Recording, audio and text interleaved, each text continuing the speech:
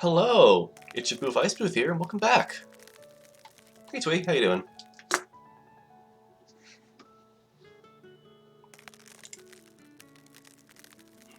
Just gonna hop over to here, and I think I have everything actually set up this time instead of just haphazardly not. I'm doing good, yeah.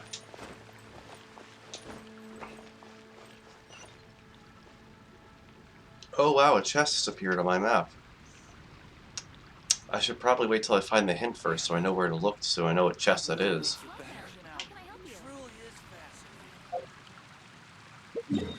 Anyways, weird logic aside, welcome back. We're back in Sumeru today,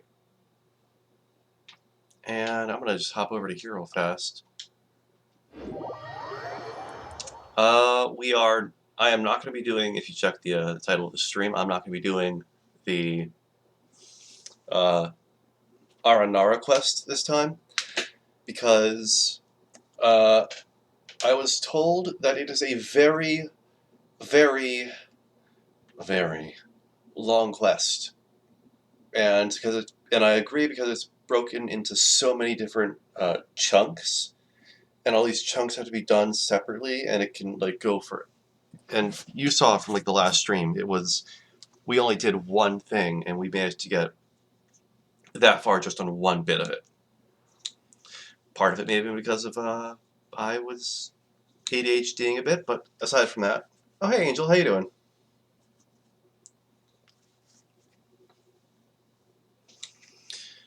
But yeah, so because the R&R quest is going to take forever, I will put the cookout aside for now, and we're going to focus on doing the Archon quest, because I want to have that finished and caught up, so that way when they announce new things by the end of the month, which I know they'll probably do, I want to be caught up, so that way they don't like just be like, oh hey, check out all this stuff that everyone should know about by now.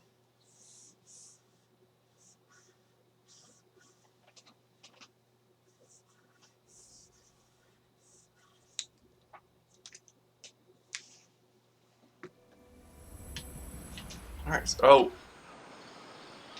I want to point out this bug real fast. If you teleport to this statue of the Seven, it will take you inside of the rock. I don't know why. I also don't know why there's a teleport inside of the rock. There's a teleport inside of the rock, and I find that to be very interesting. So I hereby decree that this is the Boof hangout spot. This is the official Boof hangout spot. It is in Sumeru. If you manage to get underneath the Statue of the Seven tower in here, if you manage to get in here, you are officially in the Boof squad.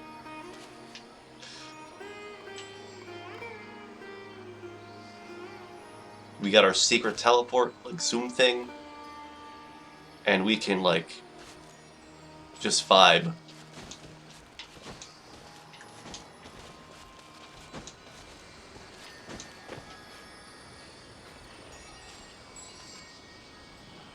Is that one also outside of the... Oh, okay, that's outside of the rock.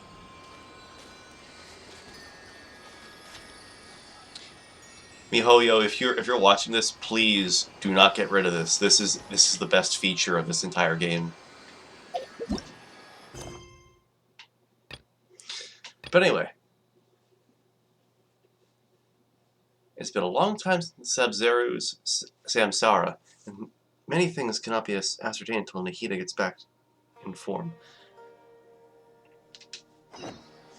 Alright, I guess we're going to the, Okay, I was expecting Paimon to say something, but she didn't, so I guess that means we're good to just teleport and chat.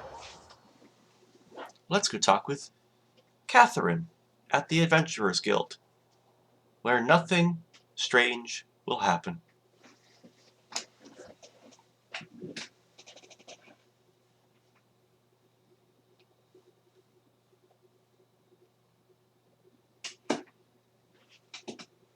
Also, if I manage to get this done in time, I might do at least 10 wishes to see if I get Candace.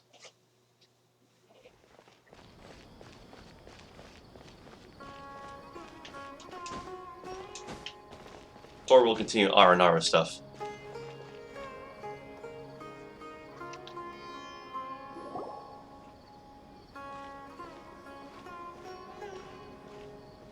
Ad Astra Avisask. We meet again, you two. Hi, Catherine. Do you have any commissions for us today? Commissions, huh? Let me think. Oh, how about this? Please attend the Academia's Academic Symposium this afternoon and recite a love poem on stage. Wait, say what now? I'm sorry, what? And if possible, please also use your camera to capture the reaction of the audience upon finishing the poem. Huh? What kind of commission is that?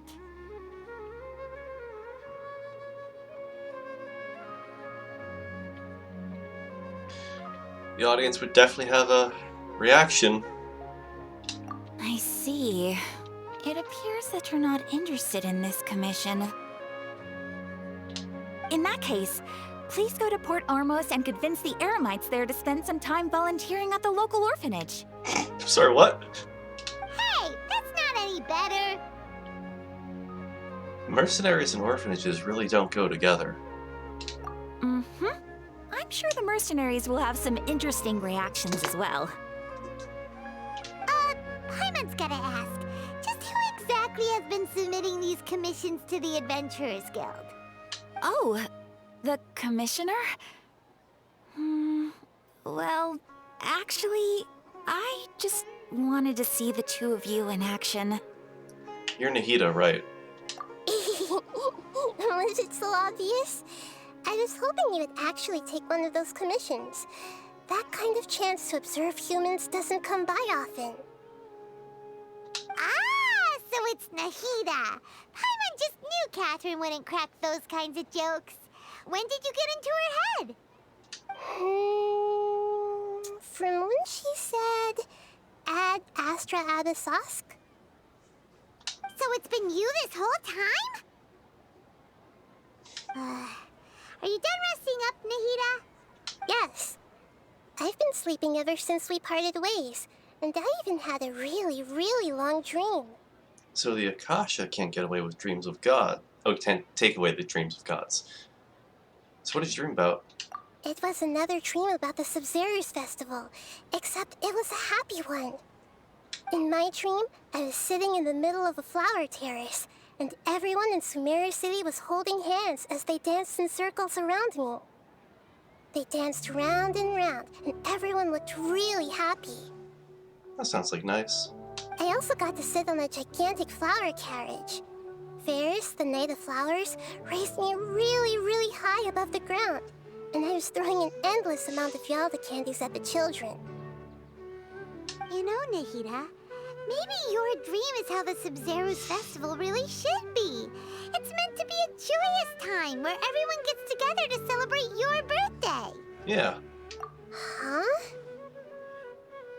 Wasn't I describing a really happy dream? Why are you both looking at me like that? Wait, could this be an example of the emotion known as pity? No, we aren't pitying you. That would only make everything worse. We just don't want you to feel too sad. By the way, have you had a chance to visit Dunyarzad? How's she doing? The Homianis haven't allowed any visitors after the festival, so we haven't been able to check on her. We also don't know where exactly she lives. Yes, I paid her a visit right after I woke up. She was resting at the time. Her condition is stabilized. However, since Elazar is a manifestation of the withering on the human body, we can only cure it by finding a way to take care of Irminsul's own withering. But for the moment, our top focus should still be figuring out what the sages are up to and what they're planning. Right. Who knows what'll happen if they manage to pull off another scheme like the Samsara of the Sub-Zerus festival. So our first priority should be investigating and putting a stop to the sages' activities. Right. As for how we should pull that off, let's discuss it somewhere else. There are too many adventurers around here. Oh, okay.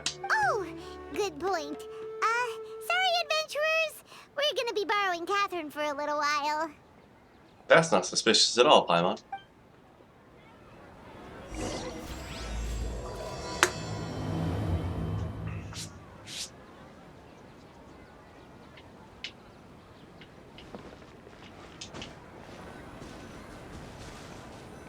Wow, we went to a very isolated position where no one will find us. No one will ever know. Let's continue our chat here. Okay, so do you have any ideas on how we can investigate the sages, Nahida? Actually, I've already done a little bit of work on that. But for now, I want to hear your thoughts.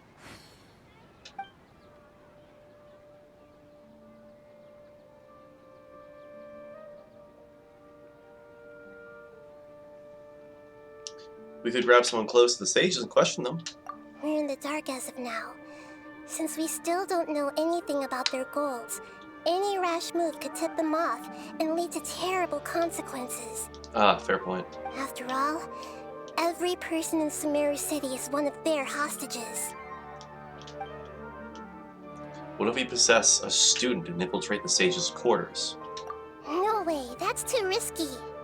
You mean it'd be too easy to get caught? No, it's not that. We shouldn't involve innocent students in this. A single mistake could completely ruin their lives. That is fair. Doing that would be ignoring the safety of my people for my own selfish goals. How is that any different from what the sages are doing? Also true. That's a good point. Spoken like the god of Sumeru. What about possessing a key figure in the academia? I've already tried that, but all the key members of the academia, even the core 30 guards, intentionally avoid wearing their Akasha terminals. It seems that from the very beginning, they've been guarding against info leaks from the Akasha. Of course, it could also be because they're wary of me. Have you already caught the sage's attention? I'm guessing not yet, but distrusting me would make perfect sense if they've ever paid attention to the urban legends about me. What urban legends? In any case, I probably can't take over their minds directly. Well, I can't think of anything else. Aside from taking a hostage, interrogating, or blackmail. Are we really out of ideas? Yeah, I just realized I need to check if my door is closed real fast so I don't be too loud. I'll be right back.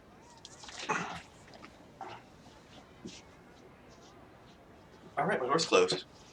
I wonder how long that'll last. Nahida, you're super smart, so you already have something in mind, right? Don't keep us in suspense. Spill the beans already. Yeah, lay it on us. What you got? According to a popular theory from the Vahumana Darshan of the academia, rejecting impractical motions at the beginning of a planning session will give more weight to the actual proposal.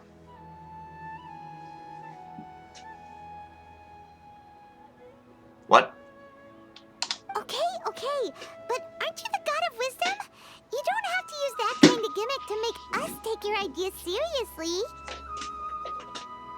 Well, I've been thinking that if I can't directly possess the leaders, and if I can't get ordinary people involved, then I should find someone who's already involved, but hasn't decided to side with the sages. Oh, we know a guy. You're saying we should recruit a spy? That does sound like it could work. We know someone. Oh, before coming back, we met someone named Alhaitham. He seems like he acts alone, and he likes doing stuff behind the academia's back. They probably aren't in cahoots. Actually, I already have someone in mind. Do you still remember that female scholar named Sataria? Oh, I was thinking about Tenari. Sataria. Paimon remembers now. Isn't she the one who's always trailing behind the Grand Sage of the Academia? We ran into her basically every time the Sub-Zero's festival repeated itself. You could even say we're old enemies by now. Yeah, I'd say that after 1,000 repeats. So many Sub-Zero festivals. Paimon still remembers the smug and mean way she always spoke to Nilou. Oh, yeah. I've always liked observing all kinds of people, and Setaria has always stood out from the crowd. She was born in the desert and was hailed as their greatest genius. Her academic gifts allowed her special admission into the academia, and also gave her the opportunity to serve as the sage's assistant. Oh, okay. Oh, Paimon didn't know she was from the desert. She must be pretty special then. Paimon feels like most of the desert dwellers around the city are working as mercenaries. I agree. The name Setaria means star. When she lived in the desert, she shone like the brightest star in the night sky. Taking a drink? Everyone else should too. Later on, she was chosen by the sun. The star was given a place in the daytime sky to complement the sun's dazzling light. Soon after, the star witnessed the sun scorching the earth, which brought forth many disasters. Ooh. The star began to waver. Instead of staying beside such a sun, wouldn't it be better to return and light up part of the night sky? But in the end, she couldn't give up the radiance of daytime. To cope with her shame, the star buried her guilt and closed her eyes. Those are Setaria's true thoughts, right? From the sound of it, Setaria's just hung up on the research opportunities here. But she doesn't really support the academia. She still feels guilty about not doing more for the desert, right?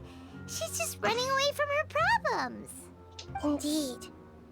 When they are presented with complex moral issues, many people will simply plug their ears and go with the flow until the problem can't be fixed anymore. She's suppressing a lot of guilt, but before she realized it, she had already become the sage's accomplice. She can't deny her part in their schemes anymore. This sounds exactly like a person we need. Right.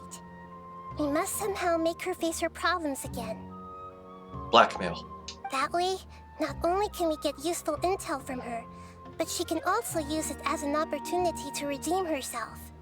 From my past observations, Setaria will take a day off from the academia every 10 days to do some shopping in the city. We blackmail her in the city when she's shopping.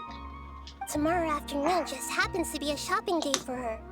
That'll be our chance. Perfect.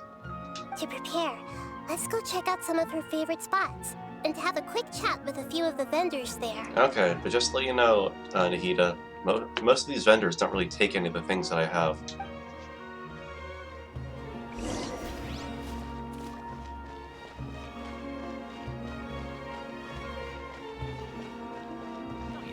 She goes to a fortune teller? Huh. This should be Setaria's favorite fortune-telling spot. So should we ask the fortune teller about Setaria? No, I already have enough information on Setaria. The most important thing now is for you to pay attention to the vendor's talking style and key characteristics. Okay. Talking style and key characteristics? My poor lost lambs, have you become troubled over your fates? The divine voice of wisdom often echoes between mine ears. If thou be blessed today by the gods, I may be able to show you the way. Huh? Really? Nahida, you've been whispering things to her? Shh. My friend here has some doubts regarding his future. Can we get a fortune reading for him? Of course, of course. In that case...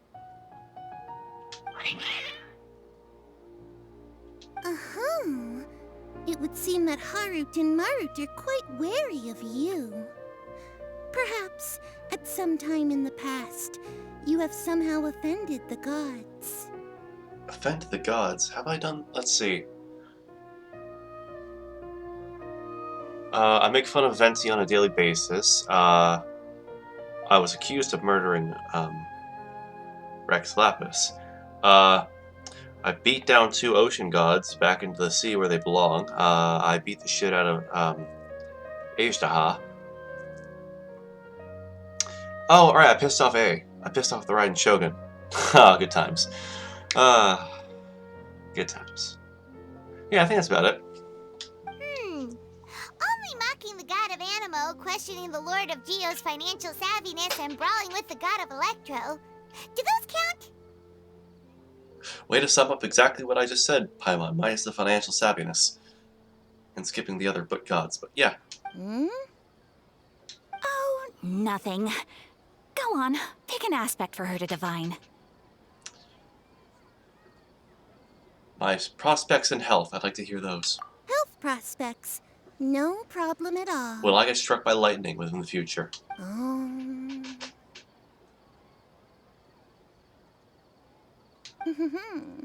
The gods have spoken.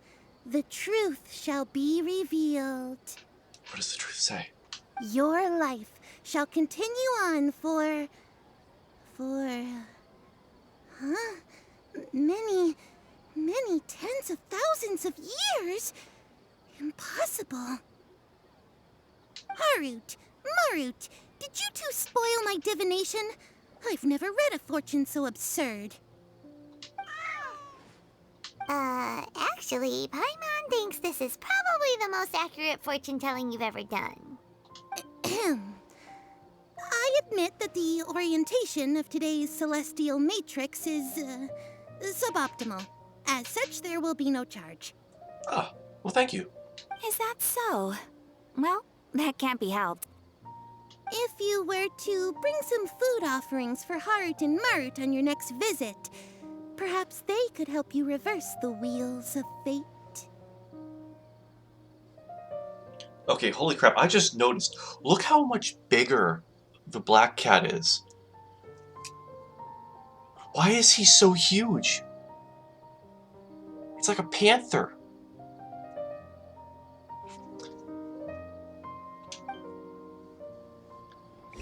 Okay, that wasn't a render issue. The cat's just naturally ginormous.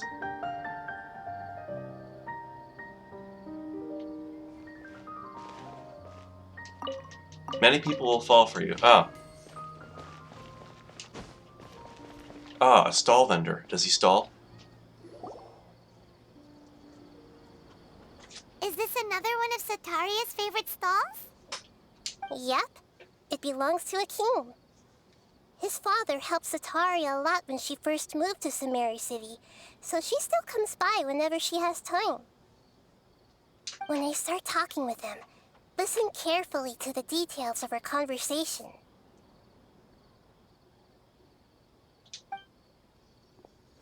Ah, dear customers. Would you like to look at some pottery? We caught wind of your great craftsmanship, so we specifically came to take a look. Oh, I recognize you. Aren't you Miss Catherine from the Adventurers Guild? Sounds like I'm in for some big business. Speaking of, where did you learn this trade? I suppose you could say it all started with my dad. He's a mason by trade, but I picked up an interest in clay while apprenticing for him. Oh, I remember you now, Akeem. I found some clay for you out in the wild. After that, I began making pottery by myself in secret. And I simply changed trades when my works turned out well. Although it's a pity that I'm no longer making much use of the knowledge provided to me by the Akasha. That's nice. You're making a living doing something you love. So is your father still working as a mason? Oh no, not anymore.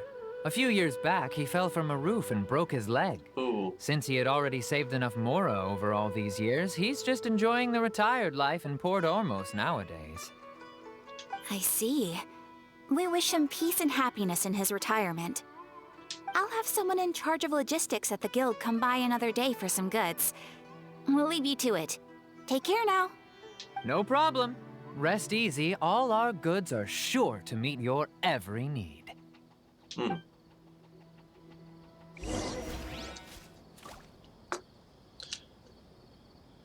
Well, he sounded very excited at first. But then, hello there. Ah, Kishan. This should be our final stop.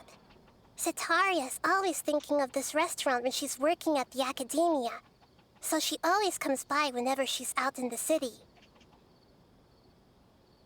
Nahida, you've really thought of everything. It's my duty to protect Samari's citizens, after all. Hi there. I feel like I've seen you down by the docks before. Huh? Sorry, I don't quite remember. If I recall, you were having a discussion with someone about shipbuilding at the time. Ah, that's right! I've always been really interested in feats of marine engineering. Oh, wow. After all, I grew up in Liyue Harbor and spent my entire childhood staring at the ships going in and out of the port. I came to Sumeru to study, but failed to make it into the academia due to my lack of talent. Hmm.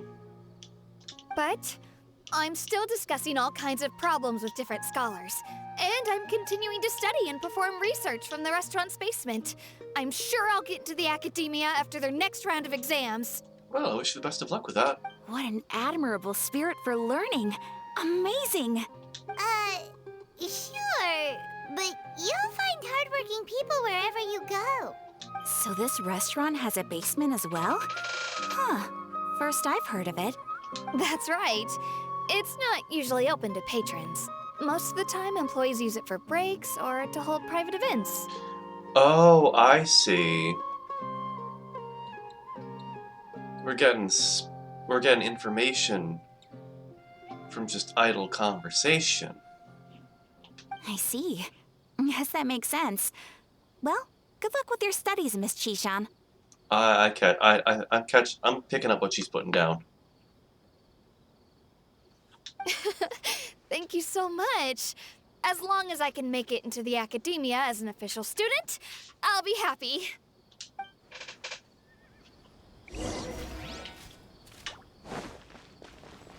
Hey.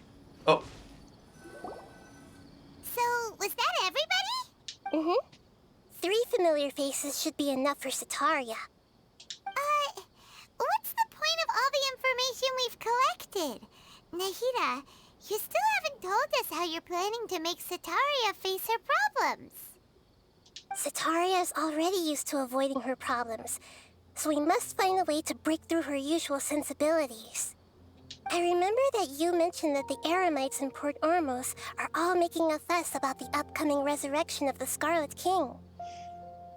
Oh, I see. Although it's all just a boatload of nonsense, the fate of her homeland may turn out to be Sataria's soft spot. Oh, Paimon gets it now! You want to take advantage of the guilt Sataria feels about her homeland. Although she knew she should return home to help the people of the desert, all she's done is conspire with the sages. If King Deshret wants to criticize Sataria's actions. So, how do we set that up?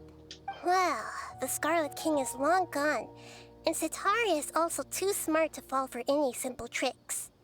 If we simply engaged her under the guise of the Scarlet King's believers, she would definitely be weary of us, and we may not get anywhere. But if we were to borrow some of her close acquaintances to talk with her, her reaction would probably be very different. Ah, I see.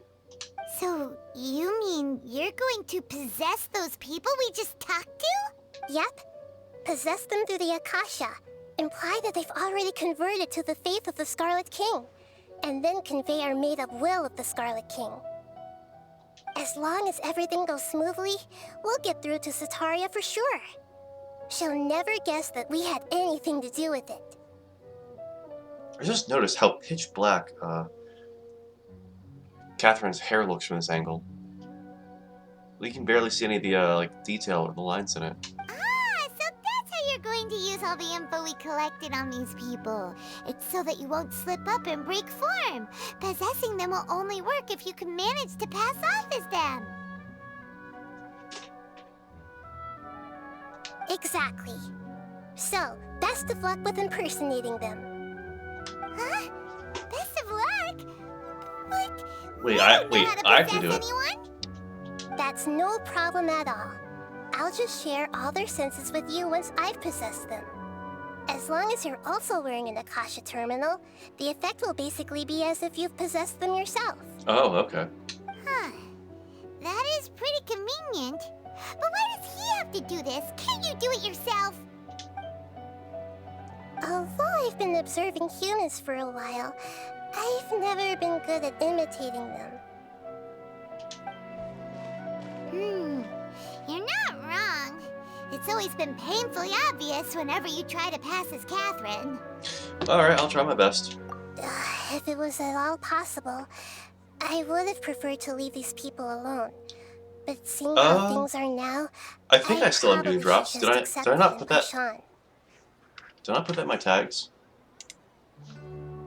Oh yeah, it's in there. Yeah, I think I still have drops enabled.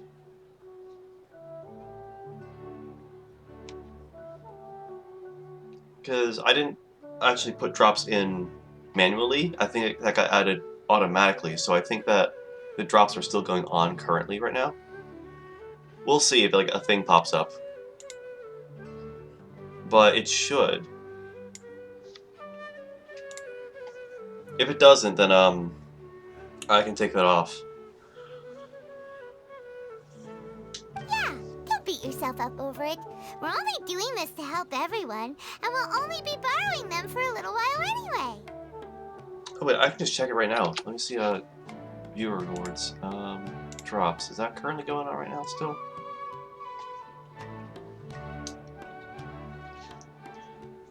Yeah, drops are still going on for Genshin.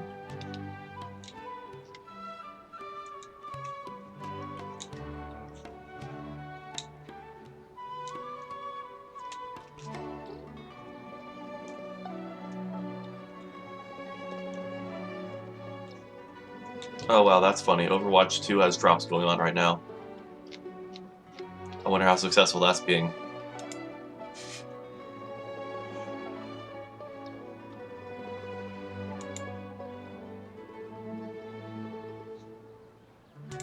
Alright, shade aside. Alright, then let's give it a go tomorrow afternoon. Alrighty.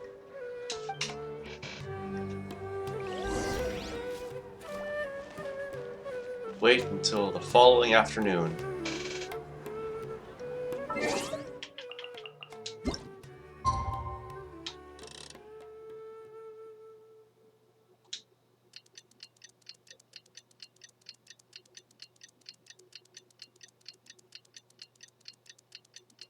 Oh, you can see the chasm from here. Neat.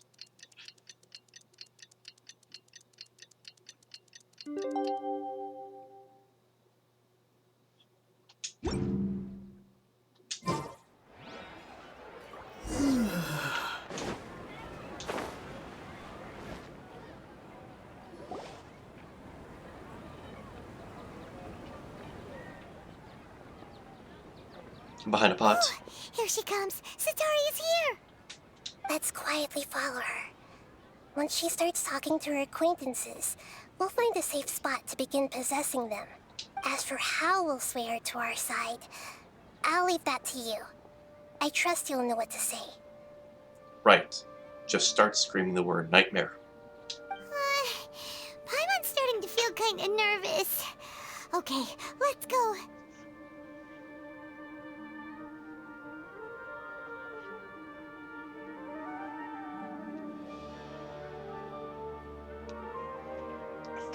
Looks like they've already started talking. Let's find a hiding spot and get started. Transition. I think our other hiding spot was better. Oh, here we go.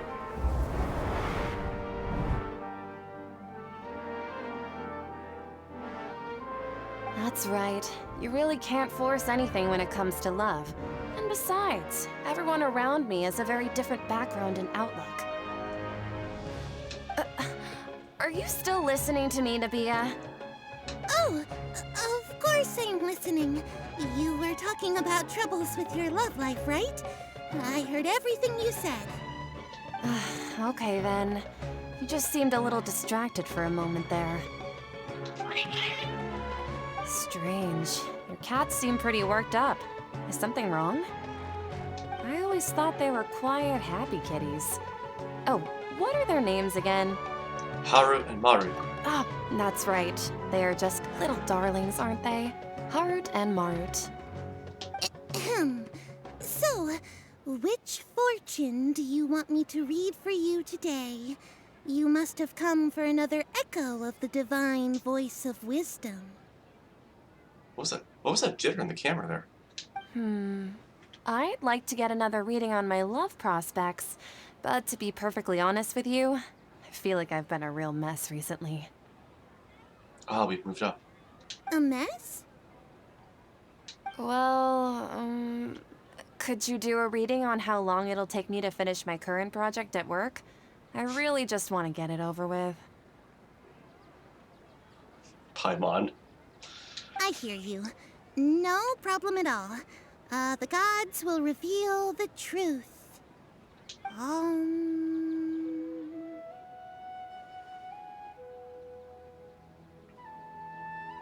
Home.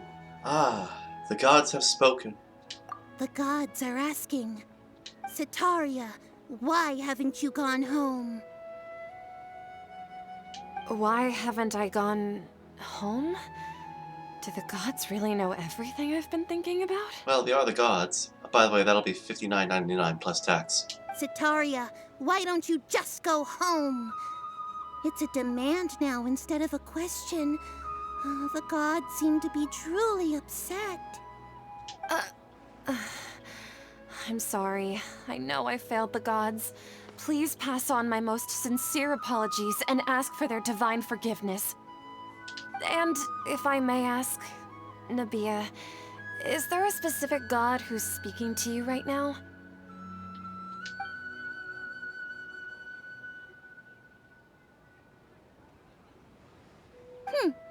What an inconsiderate and naive question. The god who is speaking to me is, of course, the wisest and mightiest of all, the Scarlet King. The Scarlet King? No wonder he would make such a demand of me. Oh, wait a second. The Scarlet King passed away a long time ago. Oh, you're in for quite the surprise. Even though news of the Scarlet King's resurrection has been spreading like wildfire, it's all just a misinformation campaign from the academia. How can the Scarlet King still exist in real life? Misinformation campaign? What insolence! I am the Scarlet King's most loyal believer. Do you wish to refute his voice of wisdom?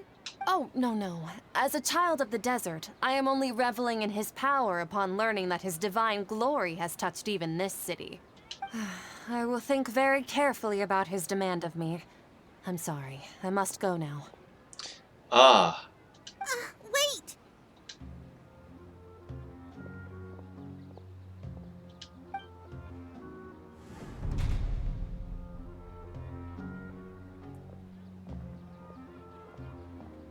Forgot to pay. Whoa, she just ran off in a hurry. She looked pretty upset too. Okay, Nahida, can you put me back my body now? Well done. Sitaria didn't seem to suspect anything amiss. Okay, swapping bodies is really weird. To have something she's been trying desperately to avoid show up out of nowhere and berate her, that must have shaken her to the core. Aw, Nahida, it seems like you understand human emotions really well after all. All I know are some abstract Harvard-taught theories. And in any case, my time with you has shown a lot of them to be utterly useless. I'm still trying to make sense of everything. Anyway, enough of that. Let's hurry and catch up to Sitaria. She's at a Akeem's now, right on cue. Let's get ready to possess him right away. Oh, we'll hide in the pots. They'll never notice.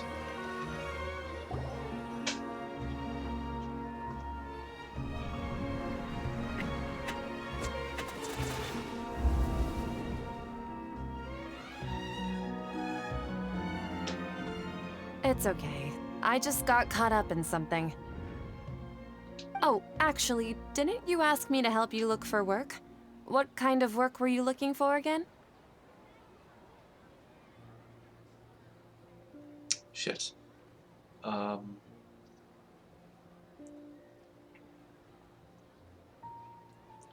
Masonry work. Yes.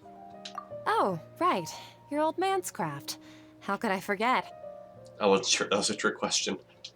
Speaking of, how's he doing? Is he feeling any better? He's feeling a lot better, and he's been walking more now. Oh, that's good to hear. I've been thinking a lot about him. If I could get some more time off, I'd love to pay him a visit.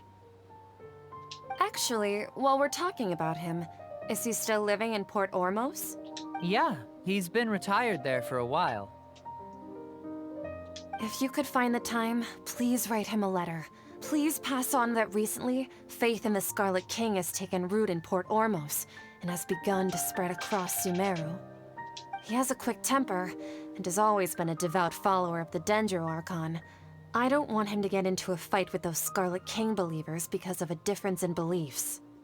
Oh? So, who are you siding with in all of this? The Academia or the Scarlet King? I'm so jealous of you. You were born a child of the desert. Yet you chose to betray the Scarlet King, and now you spend all your time with those crooks from the Academia. Akeem, you don't mean you've also become a believer of the Scarlet King? What's so strange about becoming a believer of the wise Scarlet King?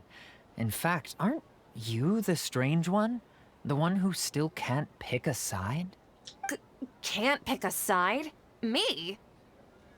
Yeah. Whoa. Paimon had no idea you'd be so good at this. And before I knew it, I started getting really into the role. I guess I'm really good at role-playing. You really zeroed in on the issue and put it right in front of her. It might feel a bit overwhelming for Sataria. But once everything is over, I'll be sure to pay her a visit to her mind and explain everything. Anyway, let's keep going.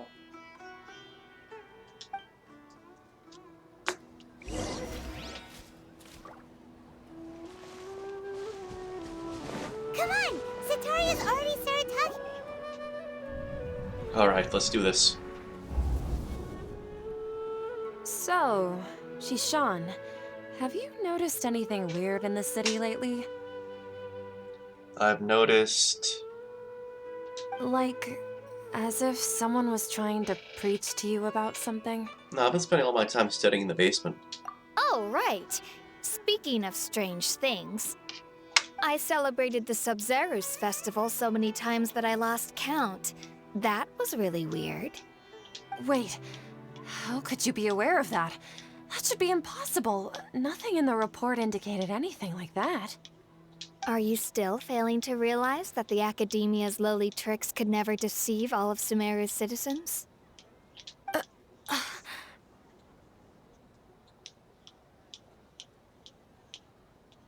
Shishan, don't tell me that you've converted to the Scarlet King as well! What's wrong with the Scarlet King? He has a very nice shade of red.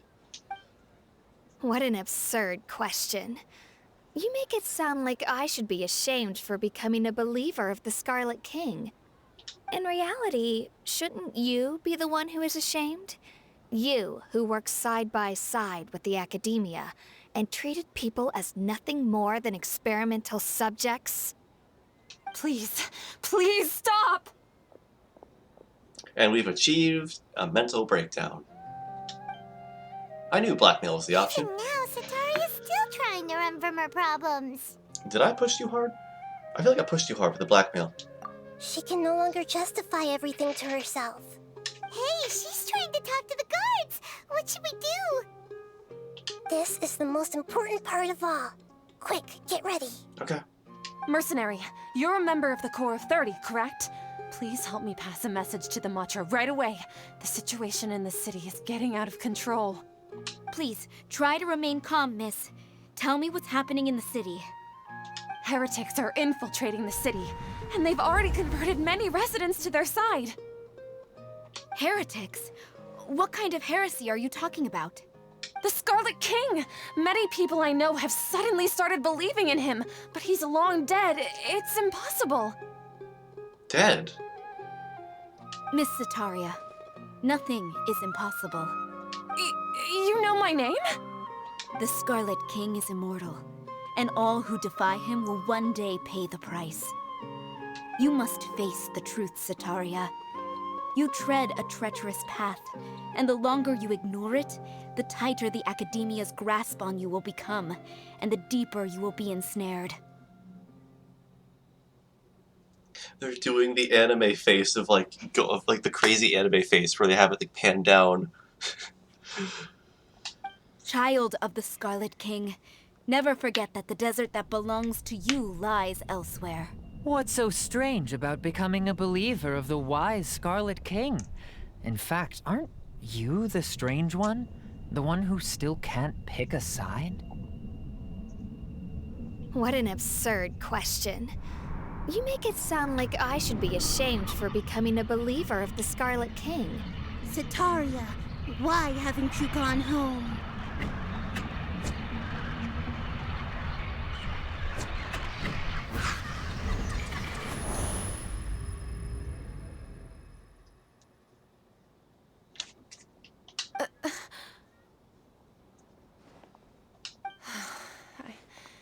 It seems that no matter where I run, I only keep finding more believers of the Scarlet King.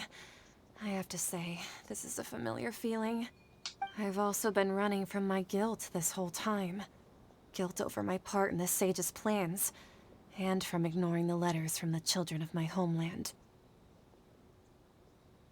But no matter how much I may try to ignore or get rid of it, my guilt always comes back. It's not too late to turn back. You won't necessarily lose your research opportunities by facing the truth. Besides, did you really want to conduct your research while carrying such heavy feelings of guilt? How do you know me so well?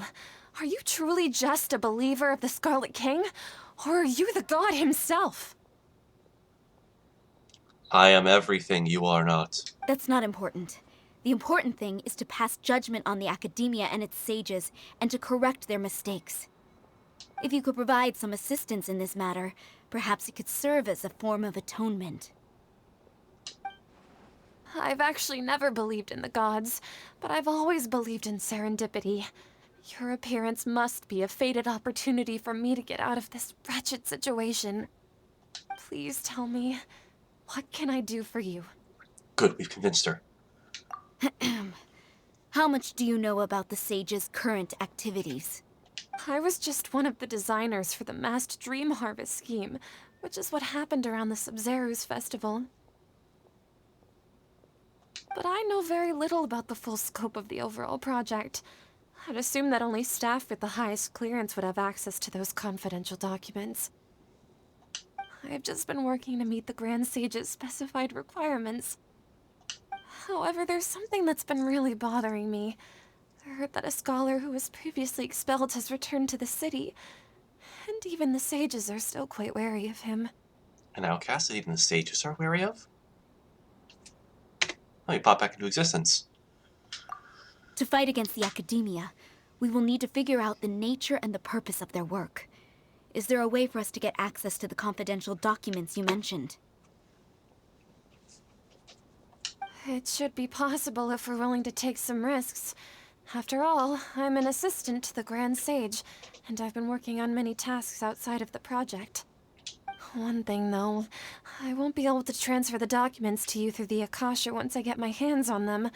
The sages have always closely monitored all activities within the Akasha. Let me see. let's use the most primitive method. Send someone to pick up the documents tomorrow evening at the Academia entrance. That works. The Academia entrance. Wouldn't that be too conspicuous? Don't worry about that. I assure you, this won't be a trap. I'm only suggesting this location because it'll draw more scrutiny for me to leave the Academia again. It'll be safest for me to distract the guards long enough to hand you the documents. All right, I trust you. So, if I were to successfully complete this task, would it mean I've atoned for my wrongdoings? That'll depend on the judgment of the Dendro Archon. The Dendro Archon. That's right. Her people are the ones we have endangered. As the God of Wisdom, she's also the one responsible for judging and guiding the scholars. Maybe it's time for me to find a god to believe in. Well, you know what they say. Pick a god and pray. Just as Nahida predicted, we've managed to bring Sataria to our side. The Traveler's execution was ingenious. He's the one who deserves all the praise. I knew all those years of just role-playing would work. Well, now that we've made plans to meet again tomorrow evening, all we can do is pray for Sataria's mission to go off without a hitch. Pray? But if we're going to pray to the gods, aren't we just praying to you? God of Wisdom and Guardian of the Scholars? No.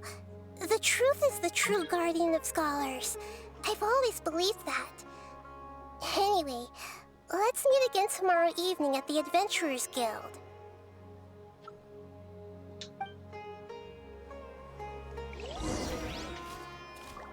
Okay. Wait until the following night. First, achievement.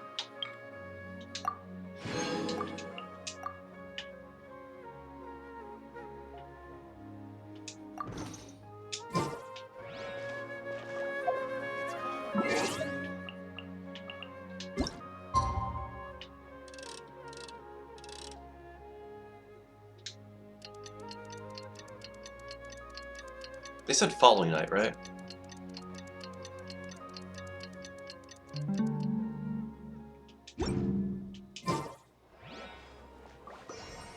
Oh, that means tomorrow night. Okay.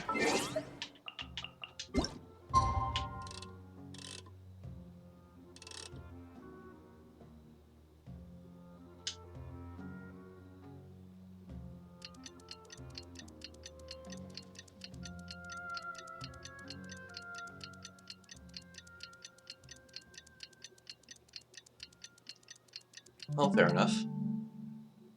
Catherine, we're here! Oh, you are the other Catherine, right? That's right. I suppose I'm the other Catherine in your mind. Can't we just call her Nahida? Shh! We're on a secret mission tonight, so we need to protect Catherine's identity. Oh, right, yeah. Wait, why did I ask that question? Yep, Paimon's right. We cannot fully rule out the chance that the meetup tonight is just a trap. If something were to happen, my existence may be the only trump card we'll be able to play. Fair enough. After all, the Academia should still be unable to confirm the existence of my consciousness in the outside world. Yep, exactly. Just what Paimon was thinking. I somehow doubt that. Anyway, enough about that. Let's just make sure to be on our guard. Speaking of which, do you feel like something is off? Off? What do you feel is off? Isn't it a little too quiet around here? It's the middle of the night. Of course it's quiet.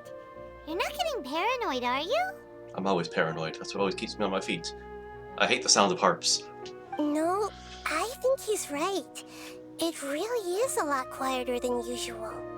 If you look around, there seems to be fewer people on the streets. I'm not sure if this is the case for the entire city, though. Well, this is one of the busier sections of the city, isn't it? Huh. Maybe it's just a coincidence. Maybe Sataria figured out a way to not only distract the guards, but also to get everyone to go to sleep early, just so we can exchange the documents in peace. I also can't quite figure out why things feel a little off. But now that we're here, let's go ahead and meet her as we planned. Well, regardless, as long as you're here with us, Paimon feels a little safer.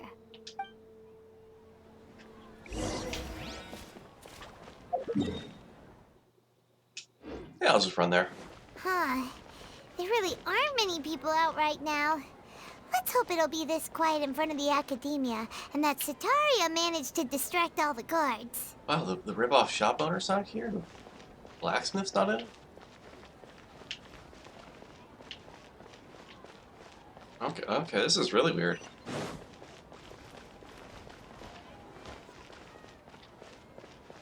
Where are the stairs again? Oh, they're above me.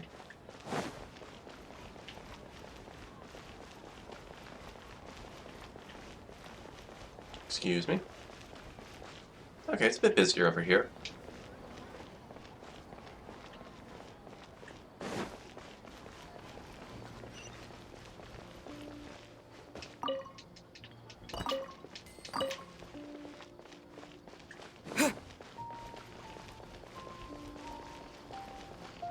Oh.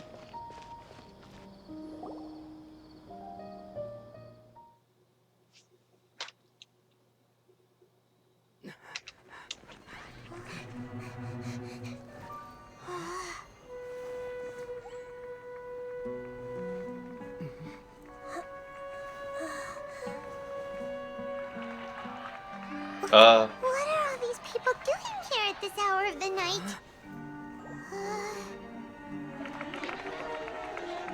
Ah, the triumphant hero returns at last. And to a rather spectacular welcome, even if I do say so myself. You're the outcast, expelled from the Academia. Oh. Indeed I am. Although these days they tend to call me the Doctor. You. If you're looking for your researcher friend, she has already been taken into confinement. With some basic caution, she could have discovered the listening device on her person. Clearly, she lacks the degree of rigor expected of a true scholar.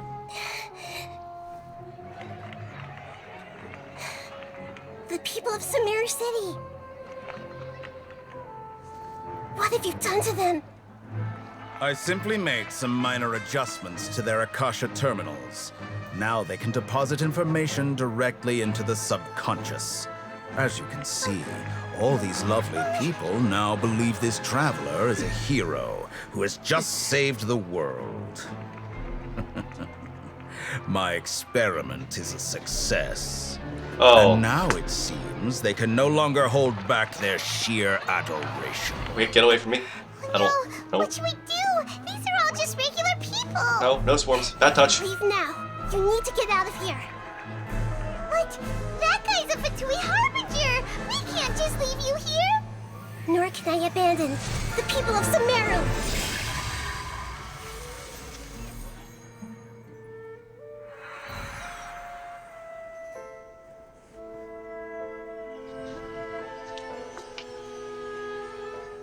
Oh, that was crazy. Don't worry. We'll meet again outside of the city. Alright. I see. You appear to have overridden their mental faculties with your own consciousness. To possess such a powerful mind, you must be the god of wisdom.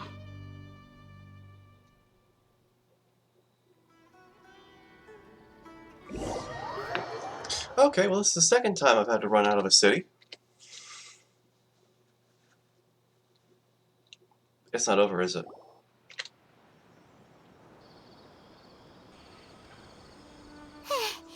This should be far enough. Whew. Paimon needs to catch her breath first. That was definitely a chilling scene, I'll be honest.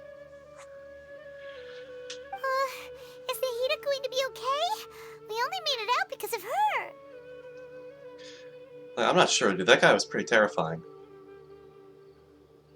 But she can jump between mines. I think she'll be fine. Paimon wasn't counting on running into a new Harbinger here, let alone such a high-ranking one. That guy was number 2. So scary. Yeah, wait, you saw his name? You saw the title card too? He called himself the Doctor. Remember, Tainari told us about him. Sataria did say that someone who once got expelled from the Academia came back recently. Oh, I remember the Doctor. Exactly what Tanari said. And that even the sages are wary of him. Yep. Sounds like she must have been talking about the Doctor. We've underestimated the scale of this problem. Yeah. Now that the Doctor's in the picture, we're no longer just dealing with the Academia. They're in cahoots with the Fatui. I'd just like to go into one country where the Fatui haven't, like, dragged their filthy, grimy fingers through everything. Just 2 weeks, please, in a new country without the Fatui ruining it all. Is that too much to ask? Is it too much?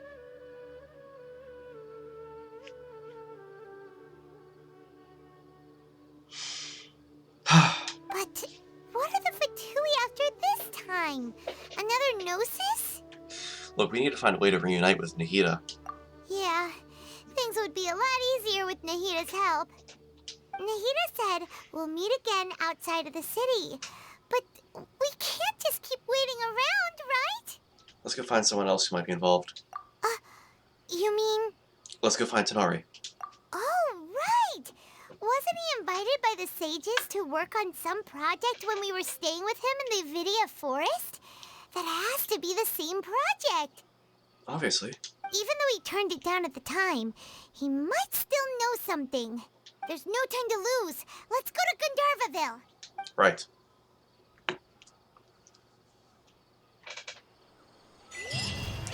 And the fastest way there is by the power of zipping.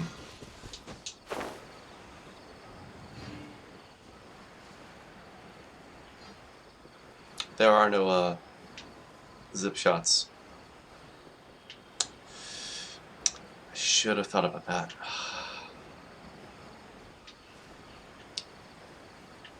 Well, this got very anticlimactic. But I can still activate that one at least.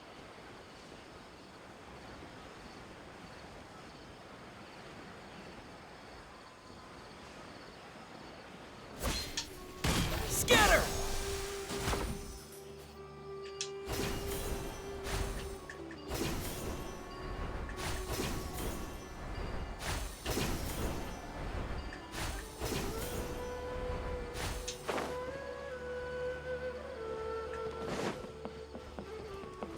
The rainforest is the best place to live.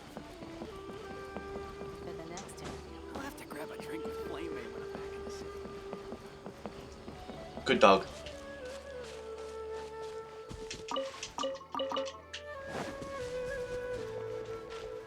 Tanari? Tanari, are you here? Hold it right there. Eh? A blonde-haired traveler and a floating fairy. We've got you, all right. Take a look around. 1, 2, You've 3, fallen 4, right 5. into our trap. 5? I feel insulted. Are you mercenaries from the Corps of 30? Did you come here to arrest us? Corps of 30? We're nothing like those government lapdogs who don't even get scraps for their work. We are an elite brigade that commands the highest commission rate in all of Sumeru. We're here on the orders of a client known only as the Outcast. That would be the Doctor. The Outcast? An outcast from the Academia? Yes, that sounds like the Doctor.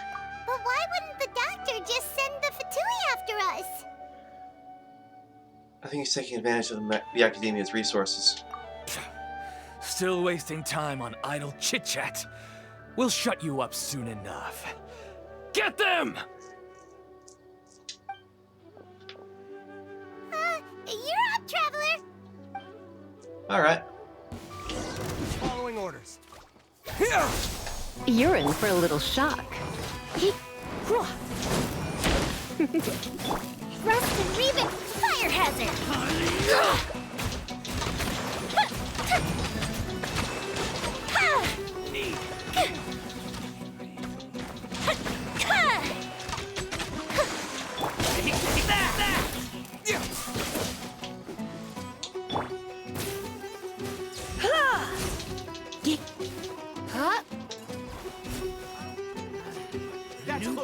Come a little close. Hold the line!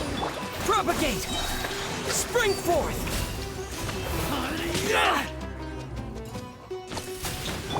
The fuse is lit!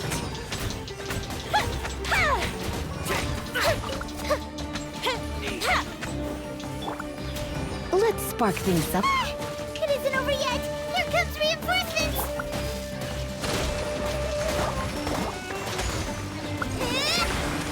A brash maneuver! Scatter!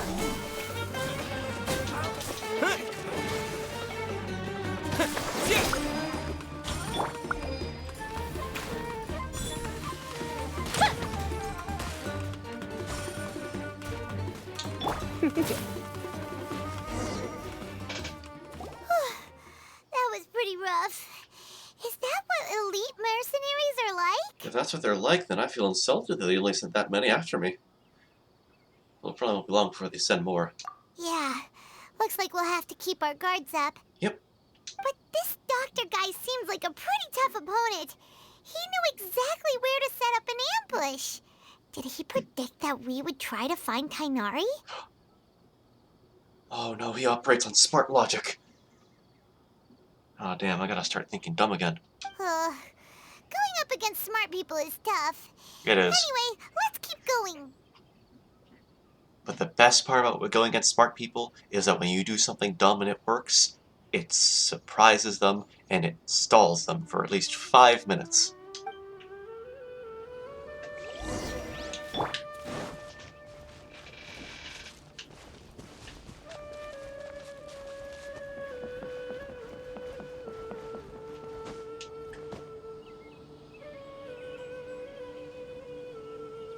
Oh boy. Frozen game, my favorite.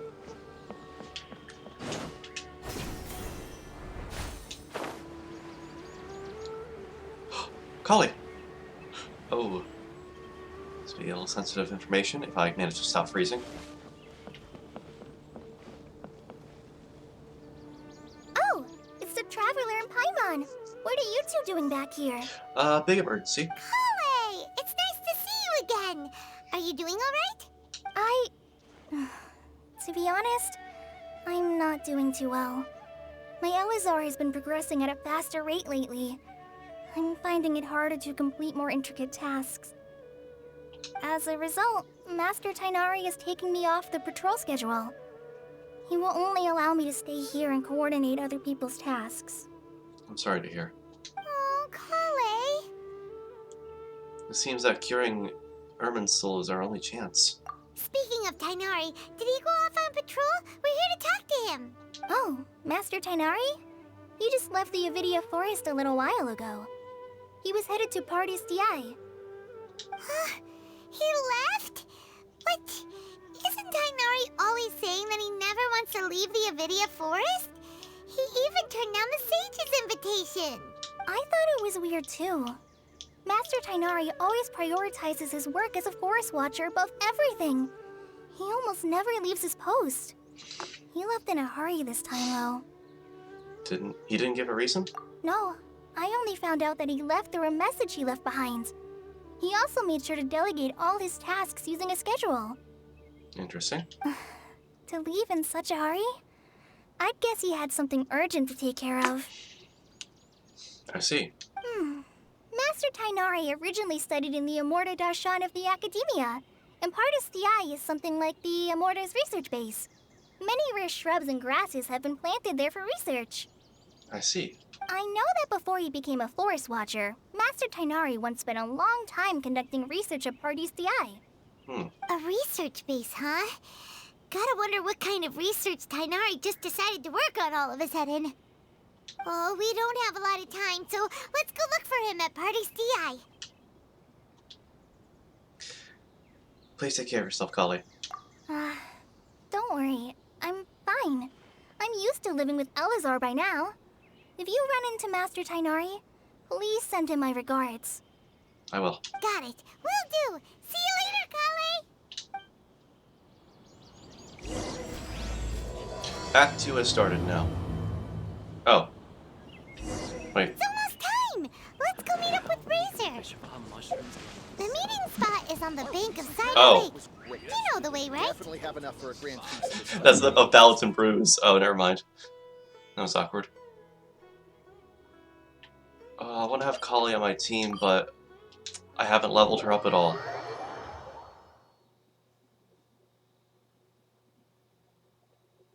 I need to get more materials to like help level her up.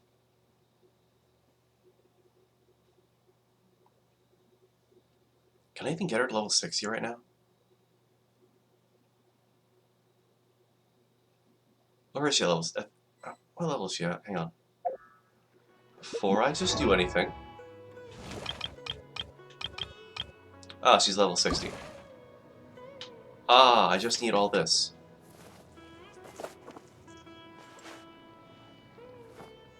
Wait!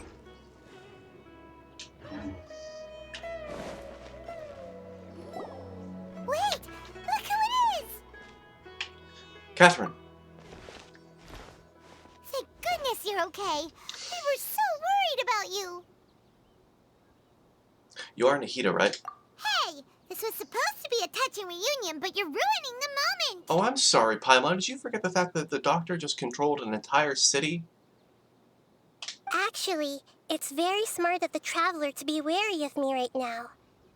After all, the Doctor has shown that his technology can apparently even control human minds. Yeah, I'm really worried about that. I'm starting to think that that device that was shown during the Summer Islands thing was part of the experiment. Plus, it's not like you could have known what happened after we split up and I was facing the Doctor by myself.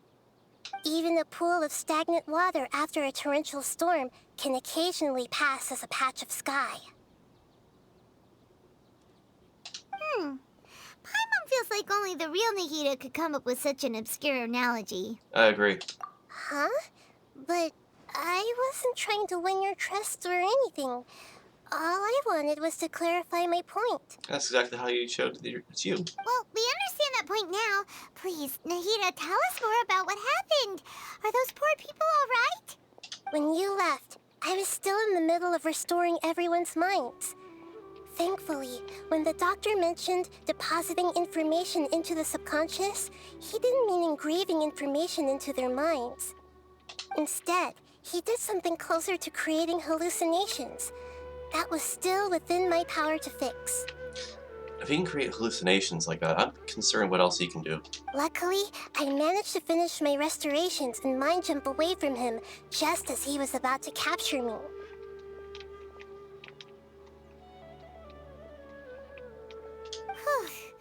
What a relief.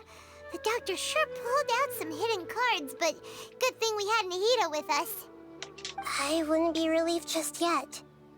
I gave away my true identity when I restored everyone's minds, which means we've lost another one of our trump cards. Damn. Also, the Doctor is already an expert at modifying Akasha terminals. Maybe it's only a matter of time until he captures my consciousness inside the Akasha. Would that mean you'd no longer be able to jump between minds? Then how do we stop him? He's still at the Academia, so it's possible he already started messing with the Akasha. Our position will only get worse with time. Ugh, it feels like he's toying with us. What a nasty piece of work. Plus, the Doctor's combat ability alone is apparently enough to make him worthy of being number 2 of the Fatui. I'd like to knock him down to number 0. We shouldn't give up hope just yet.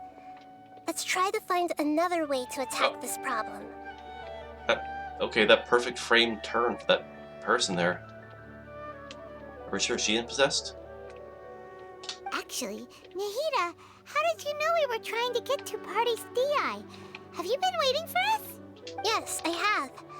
I can see the Traveler's elemental energy, so I deduced your destination by looking at the direction you were moving in. Oh, okay. You didn't come here for sightseeing, right? Did you find any leads? Oh, hey, Glenn. We're looking for a scholar we know. His name is Tainari, and the sages once tried to reach out to him. Why don't you come inside with us and see what we can find? Okay. Let's just hope we won't get him into trouble. Fair enough.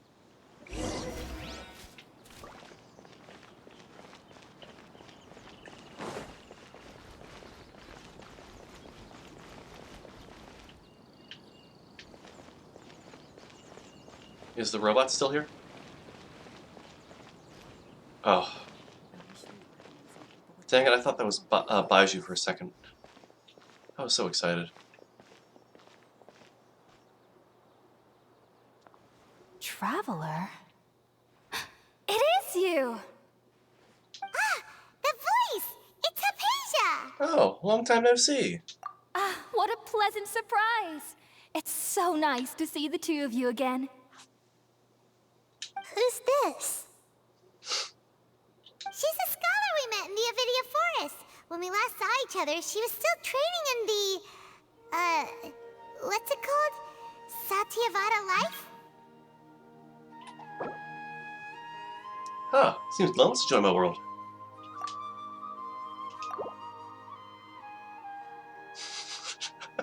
So, I'm sorry I did that, Glenn. I'm doing a story mission right now. Oh, I see. That's right, we're old friends. You've come at just the right time. Ever since I've come here, hardly anyone has even talked to me. Hypatia, you're way too excited about this. Actually, for you to leave the Avidia Forest means... you're not in training anymore? Wait, no. Did you already finish your training and reach Pariporna life? What do you think? My consciousness has already managed to make contact with the divine.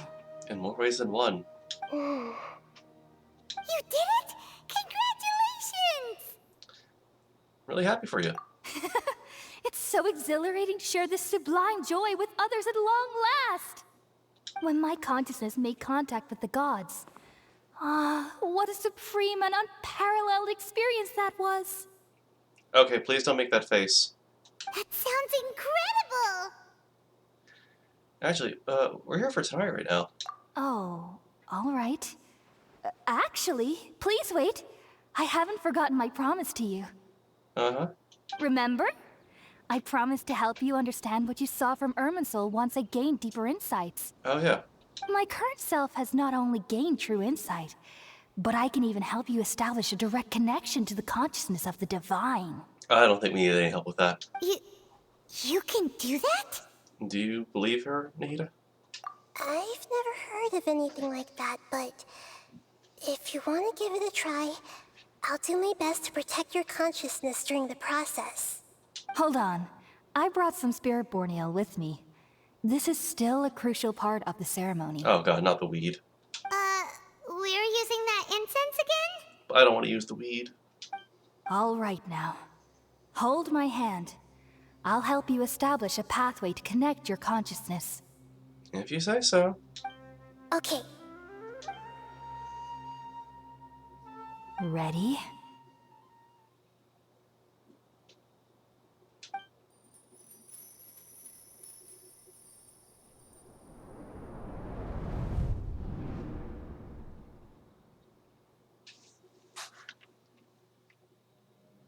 It took 3 betrayals for me to finally understand. The world is just an elaborate tapestry of lies. My fury will never be quelled. The first to betray me was a god. My creator. My mother. Valuing strength above all, she saw no worth in me and I was discarded. The second was a human. My family. My friend. Consumed by fear, he saw me as an abomination. The third was one exactly like me. A hope for the future. A fledgling barely out of the nest. Powerless before his mortality, he broke his promise to me. Humans, they can't be trusted. And the gods fill me with pure loathing. So I said good riddance. I denounce the world and laugh in its face. My chest will never again be defiled by worldly filth. I will scrub away every last trace of human emotion. Then it will be empty, a blank slate, and ready to receive a supreme gnosis, brimming with pure divinity.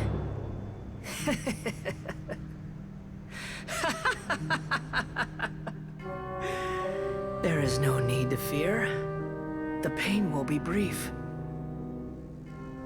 Your era is coming to an end.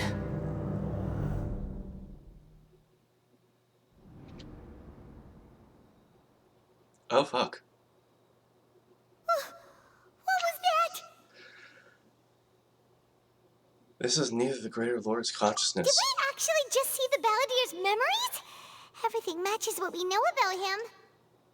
Hypatia, we're gonna... But how is he connected to the divine consciousness that Hypatia was talking about? Oh, fuck. You saw it, right? You felt it, right? Such a majestic god!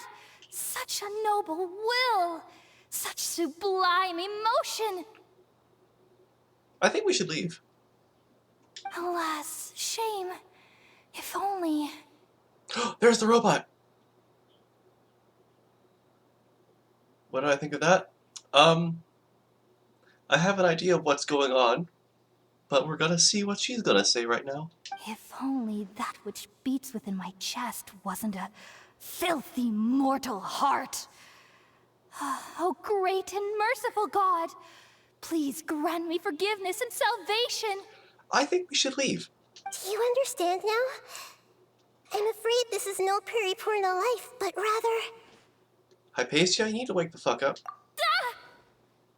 You, why are you so mean to me? Why is everyone hiding from me? I found divine wisdom.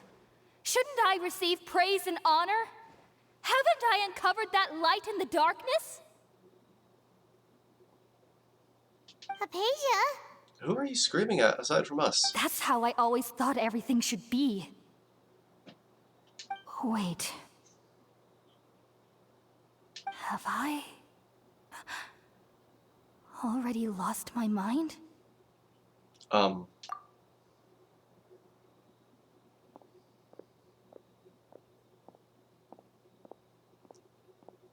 Should we worry about her?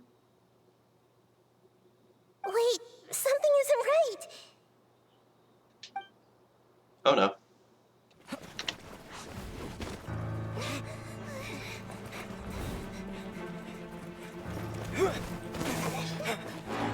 Alright, stay back, I got a sword.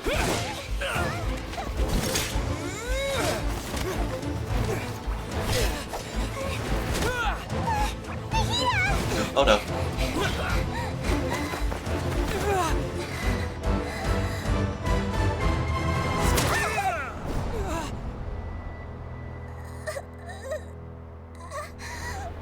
No, no, no, no, no, no, no, no, no, no, please.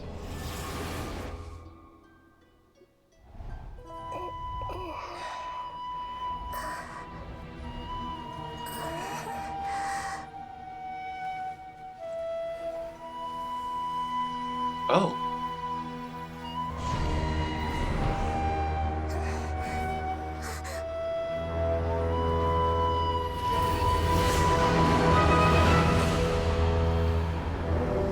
Oh.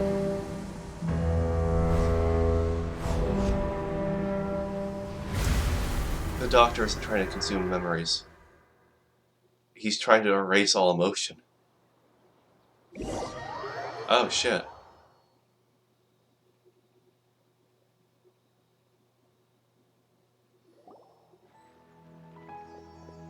Oh shit. Oh shit. Sonari!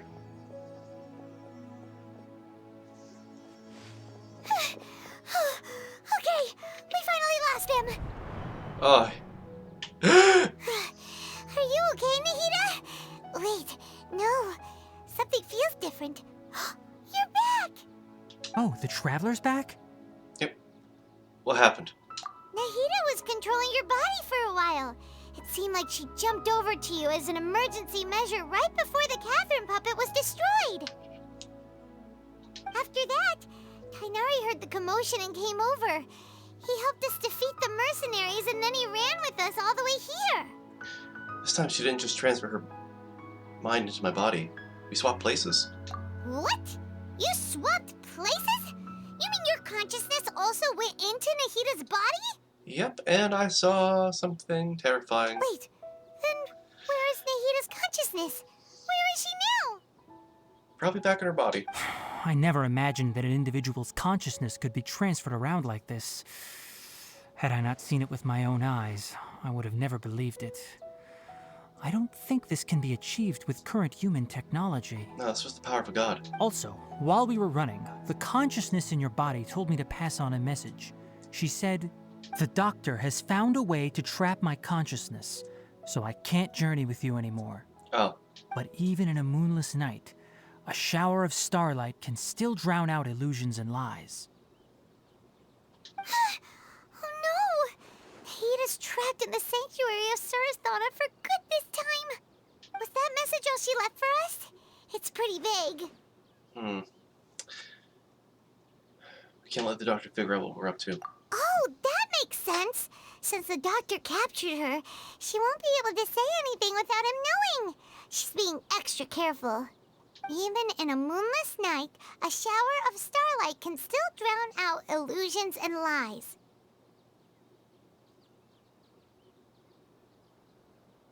Huh. Paimon knows the moon illusions and lies are from the alchemical divination at the Sub-Zero's festival. Didn't Nahida use a starlight analogy before? It had something to do with Sataria. Starlight refers to the people of the desert. Oh, that makes a lot of sense. Huh. Do you think Nahida was telling us to go find help in the desert? Honestly, Paimon, we have no other option right now. But she isn't with us anymore. Think we'll be okay?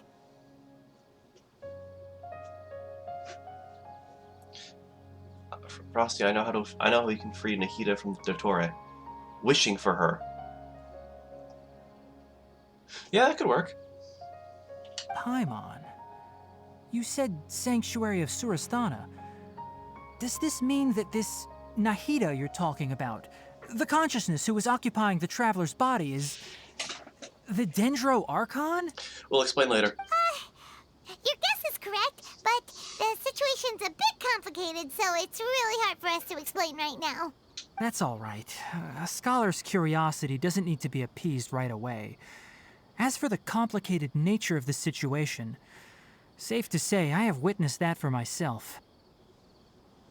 I've spent some time with you, and it looks like the Dendro Archon's also on your side, so I trust you. Oh, wait, you had doubts? Thank you, Tainari. Oh, actually, we came here to ask you a question. What do you know about the project that the sages have been working on? Ah, that. While I was indeed invited to join that project, the sages were always secretive about its scope and goals, so I eventually declined. All I know is that that project has something to do with the restoration of Irminsul. I just received some new intel, so I think I know what it's about. Huh? Did you see something when you were in Nahida's body? The Academia is trying to turn the Balladeer into a god. What? And if he does this, it's going to be a whole hell of a lot harder to beat him. I think he's going to use a lot more than the sleepy cast he used before. Do you have any evidence? Hypatia also showed us, well, I saw a nascent god under construction. Also, Hypatia shared her weed and sent me on a trip.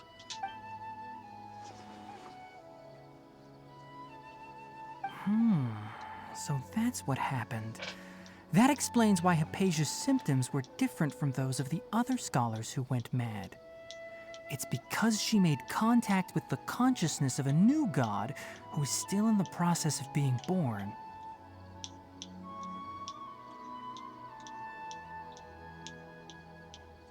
How does it feel now that we're now going to rescue an Archon this time? Feels interesting. Can't wait to see how this turns out. Tighnari, did you leave the Avidia Forest because of Hypatia? I did. I noticed Hypatia's mental anomalies, but since her symptoms were rather atypical, I secretly took her to Pardes Dii and began searching for a way to return her to her normal self. If I didn't take action, Hypatia would have already been taken by the Matra to the desert, doomed to a life of exile at Aru village. Oh.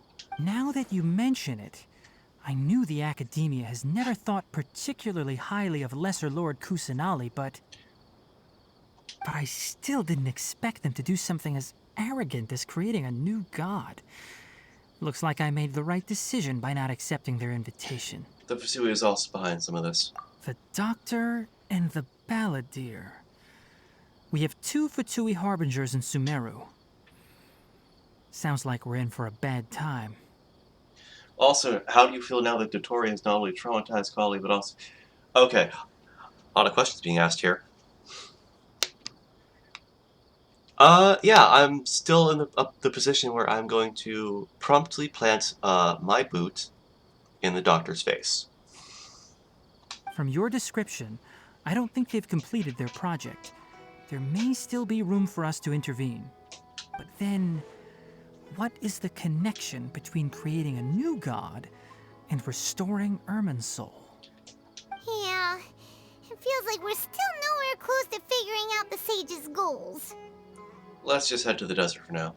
Right. We've pretty much gone over everything we need to know, so we should head out. How about you, Tighnari? What are you going to do? I'll stay here for now. I still want to try a few more things to help Hypatia. Alright, just don't be a fugitive. It's not fun. If you're planning to go into the desert, start by heading for Caravan Rabat. That'll be your fastest route. Come find me here if there's anything else I can do to help. May the spirit of wisdom go with you. Thank you. Thanks, Tighnari. Hopefully Hypatia will feel better soon. We're off then.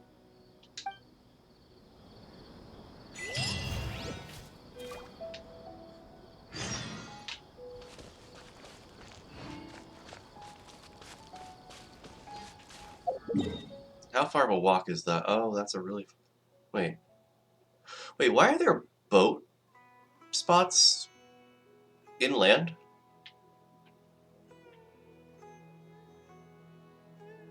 Oh, there's an underwater lake, isn't there? Oh, I want to find out what's beneath this. Oh, it's going to be a hike, though.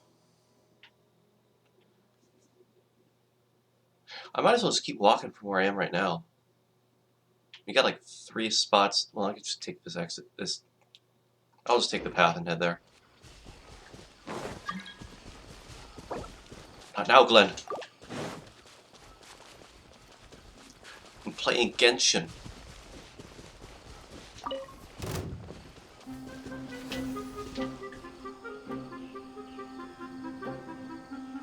Oh boy, I love when the game is paused. Yippee!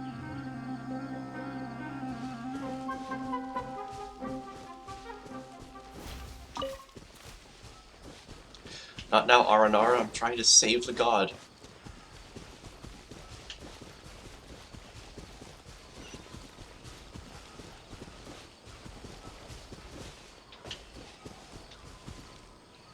Okay, so I just gotta cross this and get over to there.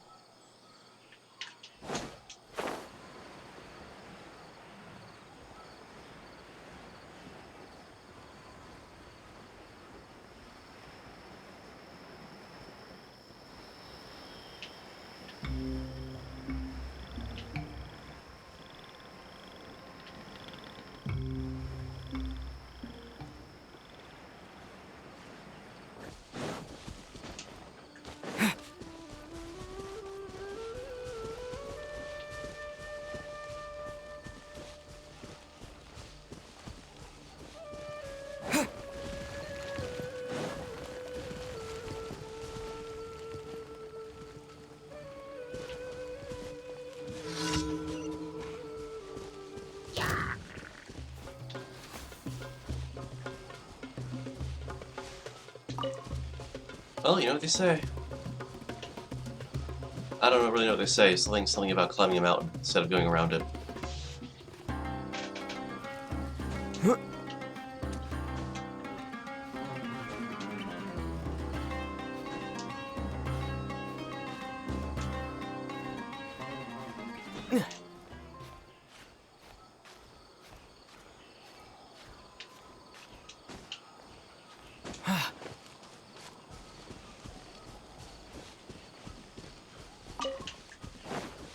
Hopefully that's cut our time down. It hasn't really, I don't think it has. Oh. Will we get some zoomies? Wrong direction. Okay.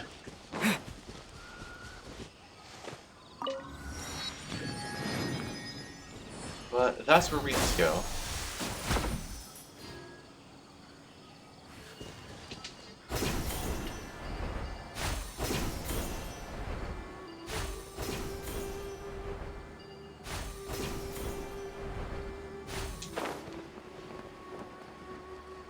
Oh, there's a chest just right there. Lovely.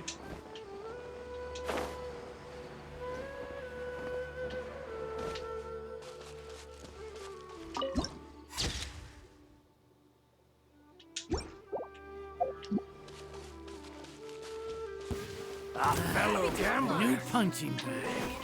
Scatter! You're in for a little shock. Hold the line! Assisted reprise! Fire hazard!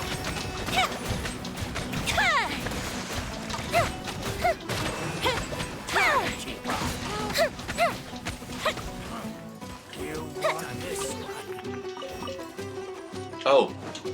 Hello, big man. Propagate! Come a little closer. Come a little closer. You're in for a little shock. Is that all you've got? Now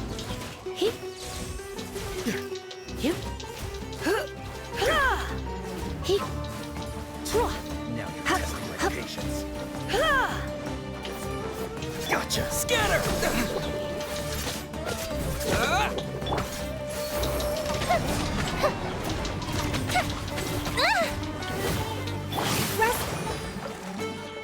Rebuild! Propagate!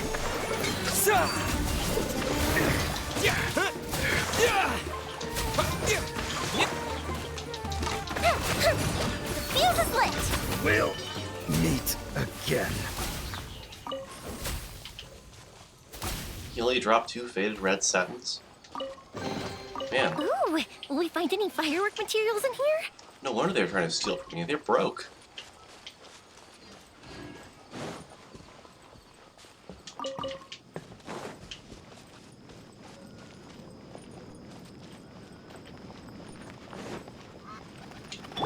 Well, first time coming here.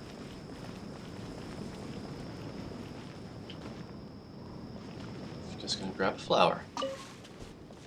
My presence is now known here. Ergo they are such.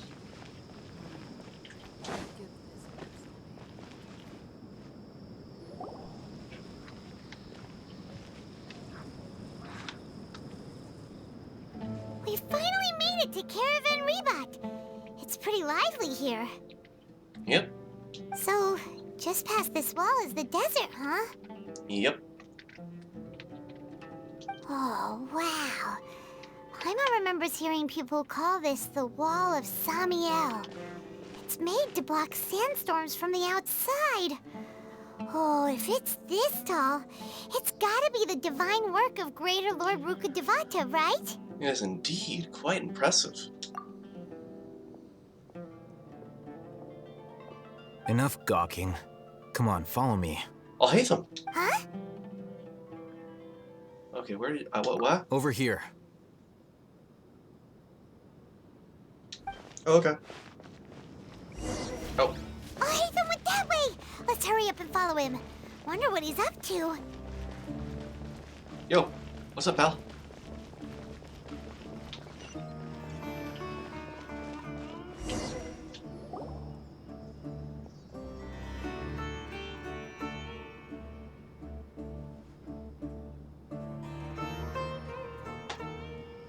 What the... Where did he go? How did we lose them? They were just here a second ago. More Eremite mercenaries? Who are they working for this time? Anyway, Traveler, it seems like we were being followed again.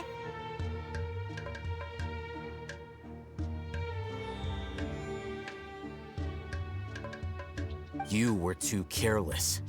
You should have noticed those hopeless amateurs trailing you a long time ago. I climbed a damn mountain. How do they follow me? Anyways, thanks. There's no need to thank me. I've never cared to keep track of personal favors. All I did was correct a mistake I happened to come across. It's a habit I developed at the Academia. You really gave Paimon a scare, Alhaitham. We never thought we'd run into you here. Last time we met at Port Ormos, didn't you say you were going back to the Academia? Wait, don't tell Paimon that you're here to take us back on their orders! Oh, so you've already landed yourselves on the Academia's hit list. I can't say that I didn't expect it. Oh, well, thank you. However, had I wished to turn you over to the Academia, don't you think you'd already be the Eremites' honored guests by now? That is true. Oh, right. You do have a point. So, did you participate in the Sage's big project? I have no interest in running errands for that project. As a scholar, I've always belonged to the camp that promotes researcher autonomy. And these days, you're more fascinating than anything the Sages can offer. Oh, well, thank you. So, you were actually looking out for me then? Not quite. To tell you the truth, I'm still investigating the Divine Knowledge Capsule. Unfortunately, I've run into some difficulties. Such as? Everyone says the capsule originated in the desert and was eventually moved to Port Ormos. If I am to get to the bottom of this, I must understand how the capsule first came to be. Which brings me back to you, and why you're so interesting. The leader of Ain al-Ahmar used the Divine Knowledge Capsule right in front of you, and upon seeing him, your expression became perplexed, and you were lost in thought for quite some time. To have that kind of reaction, I think you must have realized something. Are you interested at all in sharing what you've been hiding from me? Well, I didn't consider it hiding, I considered not telling you. Must be because I was so shocked to hear those words again. World, forget me. Alhaitham, you really have a ridiculous eye for detail. What kind of person even notices and remembers stuff like that? Look, the situation is a little complicated. So that's your answer.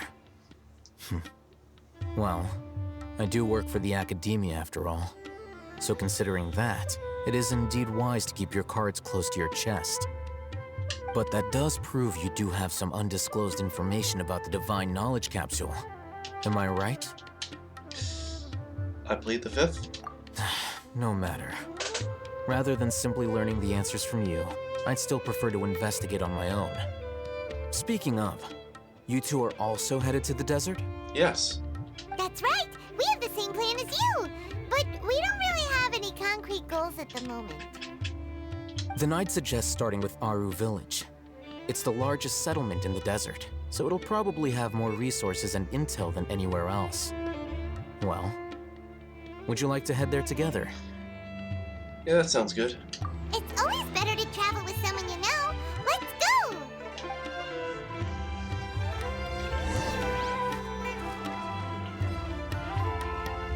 Ooh, what do you sell? Kill this journey over this hotel. Don't worry, I won't demand an exorbitant price just because I own the only hotel in Caravan Ribbit. So please, rest at ease. Of course, you can also rent a room from the local or traveling researcher around here. But because this place is a pit stop, people that come here, it's a mixed bag. So keep your eyes wide open when you're selecting a place to stay. Thank you for the kind reminder. I need a drink.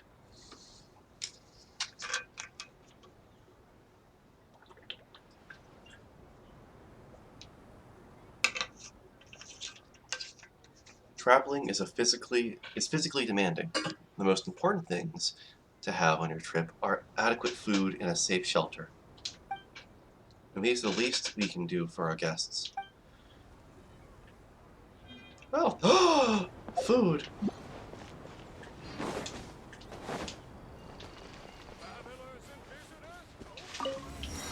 We can trust them.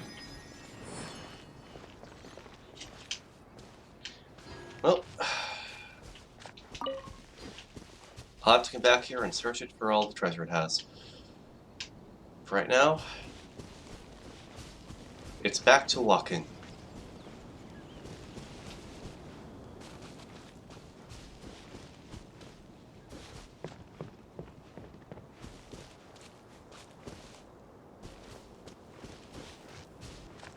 Aw, what a cute little fox. Oh, 2 fox. Oh, a Sealy. Wow, we're off to a good start. 2 foxes and a Sealy. What more could he ask for? Are those snakes? The Unagi. Desert Unagi? Oh, okay, Desert Unagi. I can't believe I killed the precious boy. I gotta catch those instead of catching them. Ah. Scatter!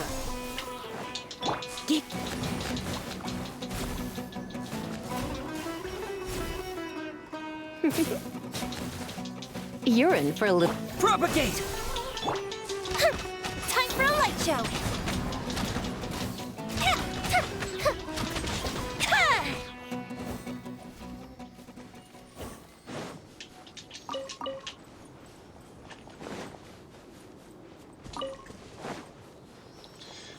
Alright. Well, that was fun.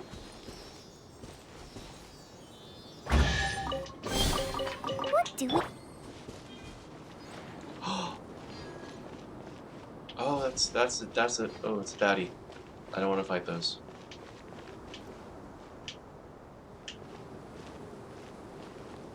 Oh, let's get a vantage point real fast.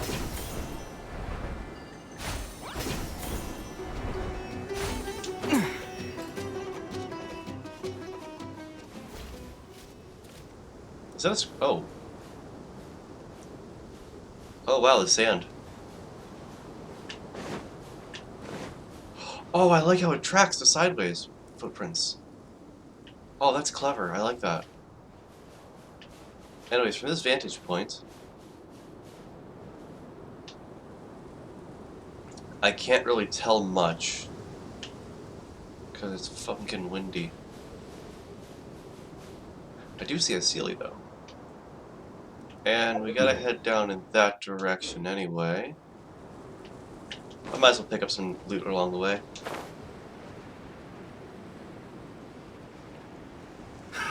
Another test subject. Come a little closer. Surrender and be gentle. Here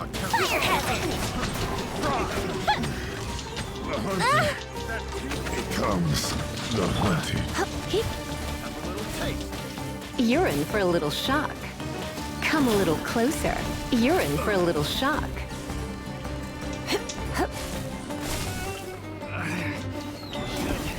Replace my hammer. Scatter! Try.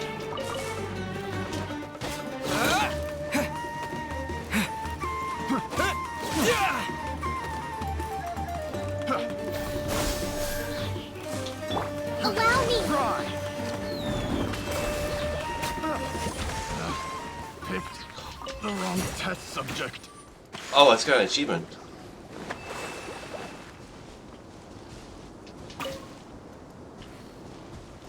Okay, so if you destroy a tumbleweed, you get an achievement, it seems. I'll keep this. I want to check that. Did I actually... Was that actually from breaking a tumbleweed? Okay. Noted. I wouldn't have thought to do that. So it's glad I came across it by accident. No, thank you. I don't want a... Yo, tree fruit?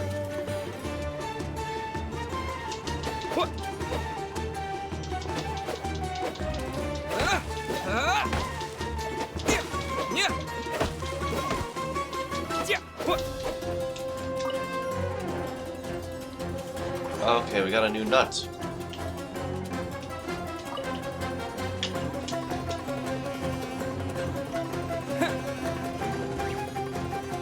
I'll come back to that later.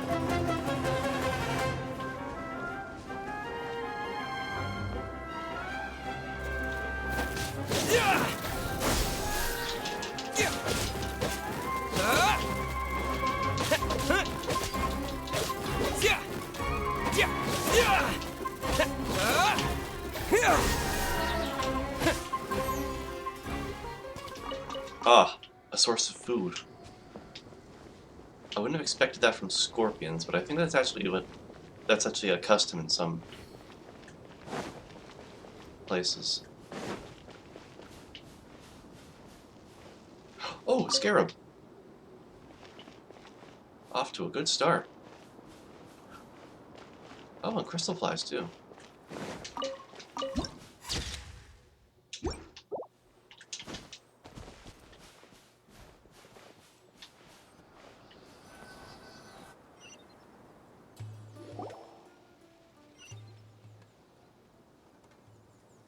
Before us lies Aru Village, the safe haven of the desert folk. Alright. Whoa, this landscape is really something else. What a cool place! Let's go check it out!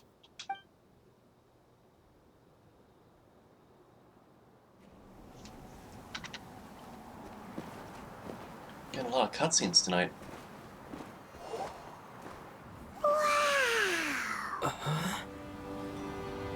Oh, wow. Huh?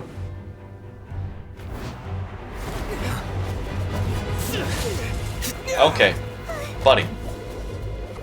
I didn't steal anything yet.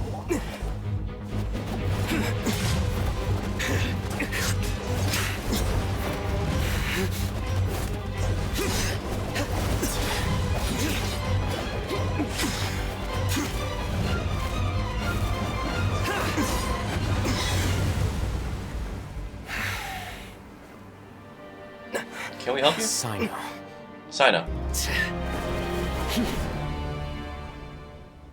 Unless my memory fails me, we have barely spoken 2 words to each other before now at the Academia.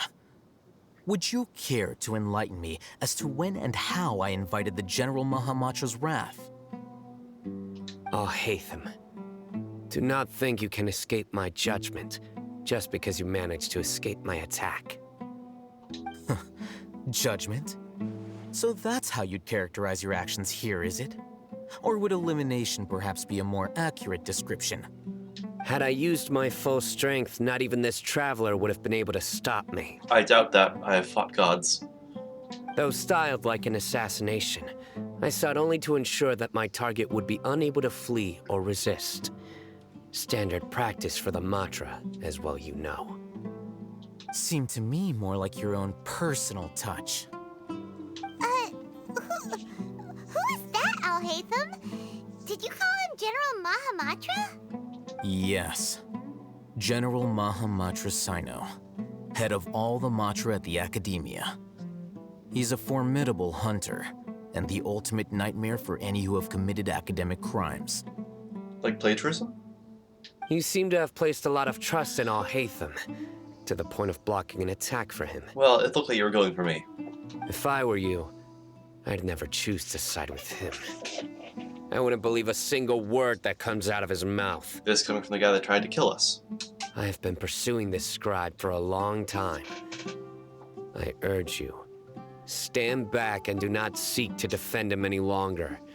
Otherwise, there will be consequences. Look, I don't trust him that much, but that doesn't mean I'm not gonna let him. I'm just gonna stand by and do nothing. Has Al-Hatham done something wrong? Hyman doesn't think he's as bad as you've made him out to be.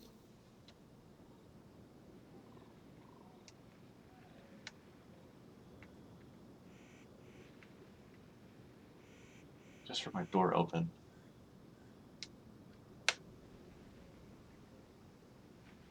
Hang on a second. Someone.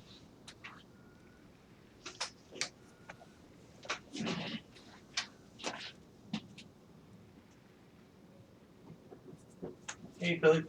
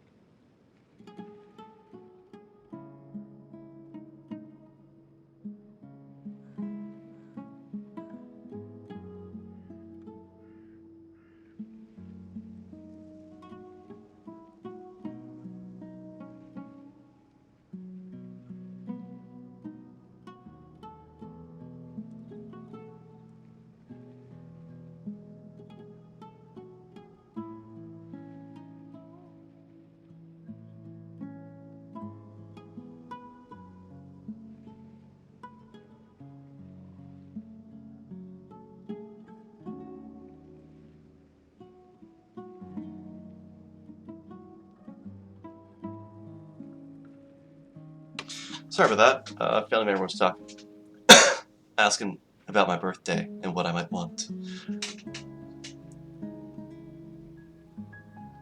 Oh yeah. Has Alhaitham done something wrong? Paimon doesn't think he's as bad as you made him out to be. I won't waste my breath explaining things. Alhaitham. I saw it during our fight. Take it out. The divine knowledge capsule you're hiding on your person. Unless you want me to retrieve it for myself.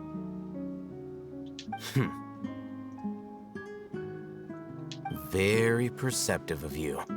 Nothing escapes a Matra's senses. Wait, the divine knowledge capsule? Didn't it fall into the Matra's hands in Port Ormos? So you did lie to us. No wonder you speak with such confidence, Sino. But I must admit, I'm very curious. What does this capsule mean to you? And why, as General Mahamatra of the Academia, are you all alone in the desert? As far as I'm aware, the other Matra have been speculating about your disappearance. Have you been given a mission that's, let's say, morally dubious? If I was the real target of your mission, what was stopping you from simply using your authority and resources to judge me within the walls of the Academia? Is it a mission from the sages? Boom! Beat you with words. I should have known you'd be difficult to deal with. Oh god, he's gonna use violence against us now. You two? Ugh. What should we do, Traveler? Paimon feels like we can't trust either of them. I think you should give me the divine knowledge capsule, and the two of you kind of settle things out between each other, and I promise I'll stay right here. Ahem. Well, look at you two, acting all tough and self-righteous over there. I side with her. Wait, Dia? Also, I need it. Okay, I love that grin. That grin she's just given. By the way, I need to make sure my door is closed.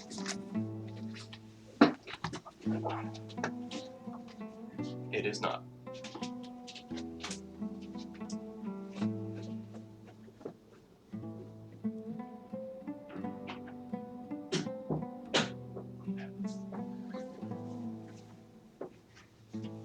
I really gotta make that streaming sign hang on my door. Great!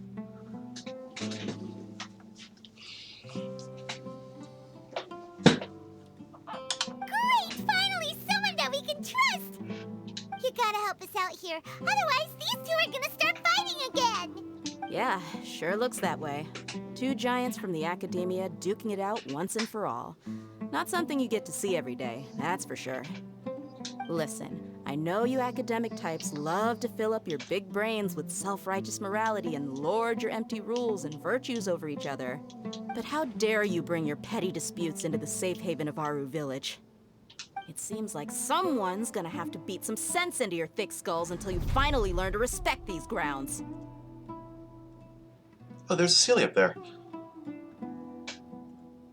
Oh, she's gonna be the crap out of everyone.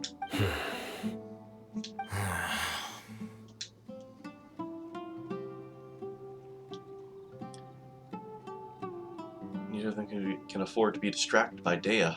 Hey, did either of you hear a word I just said?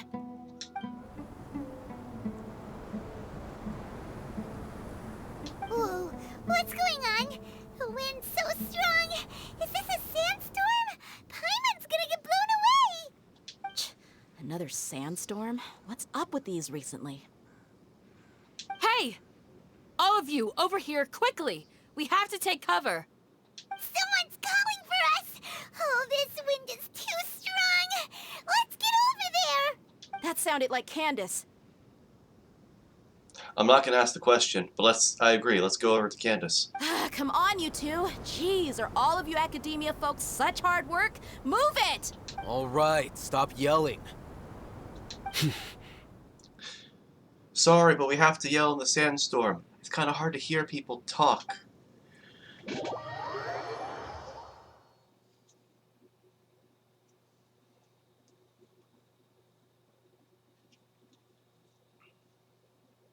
Oh, Twee, you're simping really hard right now.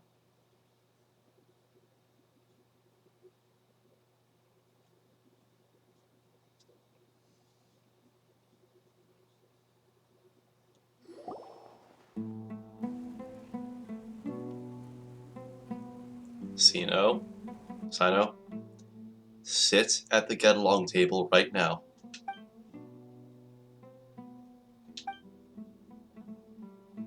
Dot, dot, dot. Well, this is pretty awkward. Yeah. Hey, wanna play sardines with three people who wanna tear each other limb from limb? Sure, why not? Sounds fun. The air is so thick and heavy. Paimon can hardly keep floating anymore. My sincere apologies, everyone. This is the home of our village chief. I will have to ask you to make do with this small room until the sandstorm dies down. I'm sure I can deal with it. Please, let me introduce myself. I am Candace, protector of Aru Village. Our savior has come at last! I'm gonna wish for her after this. Nice to meet you, Candace. The name's Paimon. Thank you so much for helping us. You have my gratitude. There's no need to thank me. It's only right to help each other when the weather gets rough. Wow, she's so gentle and caring, like a nice older sister. Unlike those guys over there. All right. Now that we're all better acquainted, we should return to the topic at hand. As a guardian charged with the responsibility to protect my fellow villagers from harm, I was observing your conflict from afar, even before the sandstorm started. And now that you have set foot within our village itself, it is all the more my responsibility to make absolutely sure that you pose no threat whatsoever to us. I'm just passing through. So please, have an honest and sincere conversation with one another, and put your hostile feelings to rest. If anyone dares to start anything again while they are under this roof, I will not hesitate to send them out for some quality time with the creatures of the sandstorm. Oh, on second thought, Paimon may have misjudged Candace's character. And that goes for you too, Miss Dia. Oh. Do I make myself clear? All right, we got it, Candace. That's what I like to hear. So, which of you will begin? I was supposed to be a mediator, but I might have gotten a little too involved just now. Anyway, one of those two should probably start talking. Wait, that was you trying to be a mediator? Well, it was a good try, I'll be honest. Not the best one, but a good attempt nonetheless. I have nothing to hide, so there's no shame in explaining myself. While Alhaitham wasn't wrong about the other Matra not knowing my whereabouts, it's not because I've been assigned a morally dubious mission. Rather, I've chosen to exile myself. Oh. Huh? Exile yourself? A little while ago, I discovered that there was data missing in the Academia's project planning and development files. What little they did report clearly did not match the project's actual progress. As General Mahamatra, I had the responsibility and authority to request an audit. However, to my surprise, the person responsible for the erroneous data was none other than Grand Sage Azar himself. I tried to investigate the issue myself before submitting a formal audit request, but I soon found that all leads and potential pieces of incriminating evidence were carefully concealed from me. I began to realize that they were cautious of me from the very beginning. Unsurprisingly, the Grand Sage rejected my audit request as soon as the submission reached his desk. He even said to me, "The power of the General Mahamatra is granted by the sages. You have no right to judge us." So they really are up to no good. I realized then that to the Grand Sage, the Matra are nothing more than tools for the sages to assert and maintain their control over knowledge. The vows that we took, the principles that we strive to uphold, they are meaningless to the academia of today. So you decided to exile yourself. I believed it would be wise to flee the academia before the sages had a chance to take action against me. This way, they can no longer see nor predict my actions. Clever. I will never give up on this investigation. There's no need for someone else to give me power or authority. Once I find the truth, I will administer judgment by my own name. Sino seems to have the same goal as us. We're all investigating the sages. Plus, now that he's no longer the General Mahamatra, he somehow feels a lot less scary. Paimon, I think it's still too early to trust him completely. Well, Sino, if that's your story, then why did you see Alhaitham as a target? When I was investigating the matter in the academia, I overheard a conversation between Alhaitham and a sage. The sages asked you to investigate a blonde-haired traveler. Do you dispute this, Alhaitham? What? Oh my gosh, can I go 5 minutes without being tricked by someone? Like many parts of the project, this assignment was undocumented. Now throw in your suspicious behavior with the Divine Knowledge Capsule, and I think we deserve an explanation. From the very beginning, I'll hate them.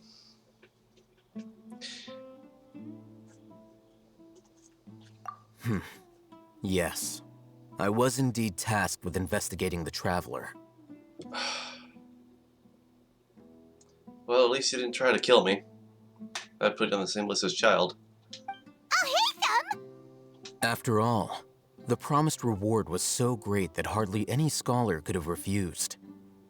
The sage told me, once you've completed this assignment, I can give you a glimpse of divine knowledge.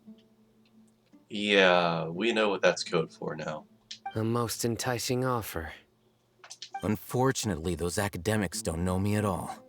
Their words contained one key piece of information, namely that divine knowledge indeed exists. That gave me all I needed to know. From my perspective, the sages are far from trustworthy. Think about it. Isn't it a little strange they're so willing to share divine knowledge with anyone, even as a reward? So, I began my own investigation following the lead of the Divine Knowledge Capsule. In the end, I realized my wisdom in committing to this rather than collaborating with the sages.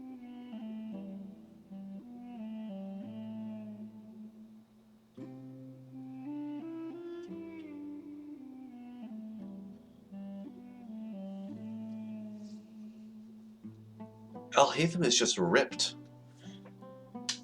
Had I been less guarded, I probably would have ended up like that Ain al-Ahmar mercenary, incapable of remaining sane for long enough to hold a conversation. You mean that the sages originally planned to dispose of you, using one of those capsules that drive people insane? Wait, did you join forces with me just so you could investigate me? I'd already given up on the assignment by then. I only told the Academia I was waiting in Port Ormos for you to appear so they wouldn't suspect anything. Oh, I see. So it came as quite a surprise when I encountered my erstwhile target while investigating the Divine Knowledge Capsule. Criminals do love to talk about coincidences. Even though I ran into the Traveler by chance, I had no intention of providing assistance to the Academia. Also, you should remember, you were the ones who decided to follow me and strike up a conversation after I left that tavern. Yeah, that is how things did go. That's true. Alhaitham helped us out at Caravan Rebat as well. Maybe he's telling the truth. I'm willing to apologize, if that's worth anything to you. Look, you didn't try to kill me by thinking I owned something. So honestly, you're doing a lot better than Child did. I took the Divine Knowledge Capsule behind your back because I judged its existence to be a significant risk. I felt that it would be best for no one to interact with it before it had been properly studied. Thank you. After all, curiosity often proves to be the most dangerous thing in this land. Agreed. You should be well aware, Scribe Alhaitham, that curiosity can also lead you to danger and suspicion. Answer me this. Did the sages share any information about their project with you? Yes, faith restored. He's not another child clone. I can appreciate him. Have I not made myself clear? You and I are both distrusted by the Academia. Do you really think they would tell me anything? Fine. Although you haven't completely proven your innocence, I won't regard you as an enemy, for now. As you wish. Good. I'm glad to see you two clearing up your misunderstandings. And now you, Dia. I believe it's your turn. Oh, sorry. Whatever the boys were talking about must have been so boring that I spaced out. My situation is pretty straightforward. My employer, Dunyarzad of the Homayani family, is friends with the Traveler and is currently recovering from her illness at home. I had nothing going on, so I decided to return to Aru village for a visit. I was actually looking forward to a pretty exciting time getting back together with everyone here. But then I saw these two random guys in the middle of a pointless argument. It ticked me off, and things went downhill from there. Is that all? Well, I will admit that definitely sounds like your style. In that case, welcome back, Dia. That's more like it. I missed you all so much, Candace.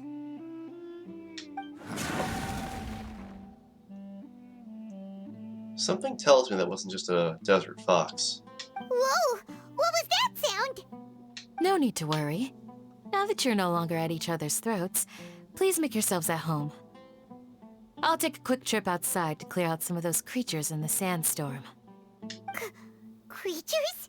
In the sandstorm? Are you sure you don't want some backup? Fighting in a sandstorm is not for the faint-hearted. Anyone without extensive training in these conditions is at a disadvantage. You needn't worry. Yeah, just leave him to Candace. Don't worry, she's as tough as they come. The winds begin to calm. The wind's died down. That means the sandstorm's over, right? Candace still isn't back yet, though. Is she alright? Maybe should go out and check on her. Do you think we should get a hangout with Candace? I'm kind of happy we haven't got any hangouts so far. It might give me time to catch up with all the hangouts that I'm behind on, which is all of them. When you put it that way, even I'm starting to feel a little worried. All right, let's go. We've been here long enough, and the boys are as chatty as the floor. Okay, you two don't kill each other. And they've disappeared. They're hiding in the rafters. Classic. Take a quick sip before we exit the door.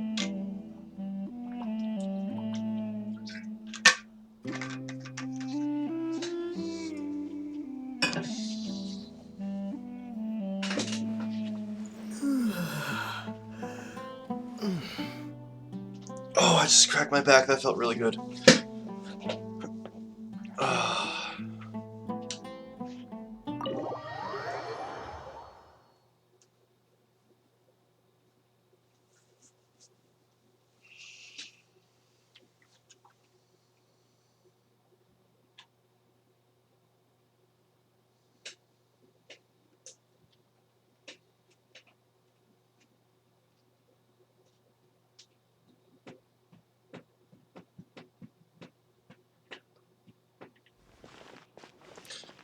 Alright, first and foremost.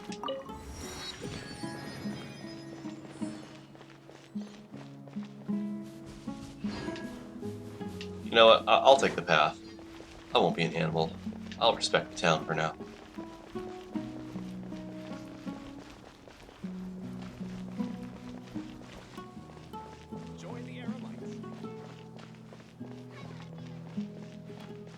A side quest. 2 side quests. A cat? Oh, that is precious.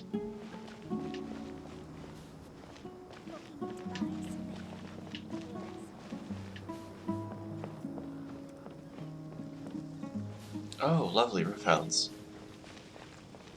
Rift hounds. Ooh, Candace, you're still fighting? You've been out here dealing with these creatures the entire time? Yes. They just keep coming in waves. I've lost count of how many I've defeated.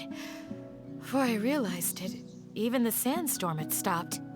Damn. Not only is she really strong, her stamina is something else. Ah, here comes another wave! Leave this round to us. I got interrupted earlier, but now I have something to take my anger out on. It's been quite a while since I've seen the Flame Mane in action. I'll leave these to you then. I'll be sure to put on a good show. Let's go! Dia? Oh, I thought I guess play as Dia. Well. Here!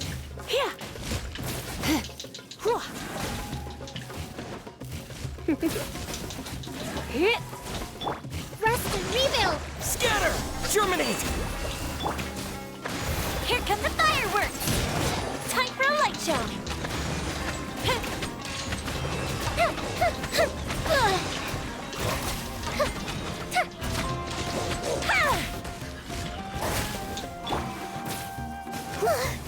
Here comes another wave! Oh, dang it, Geo. When are they ever gonna let up? I didn't prep for Geo.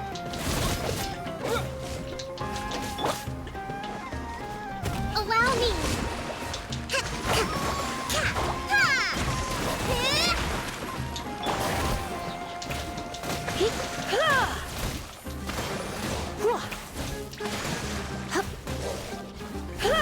Come a little closer.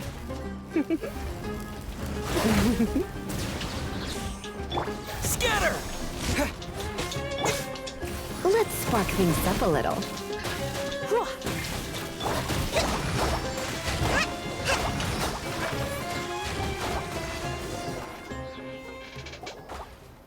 The creature stopped appearing. Was that the last of them?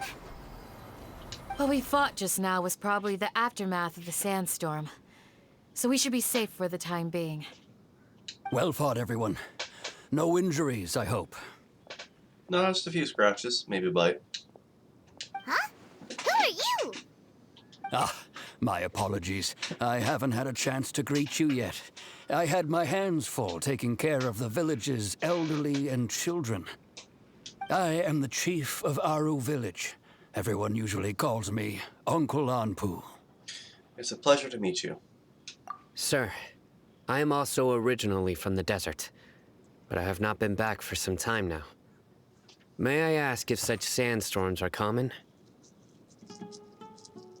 I can't say they've always been common, but recently the storms have become increasingly severe and frequent.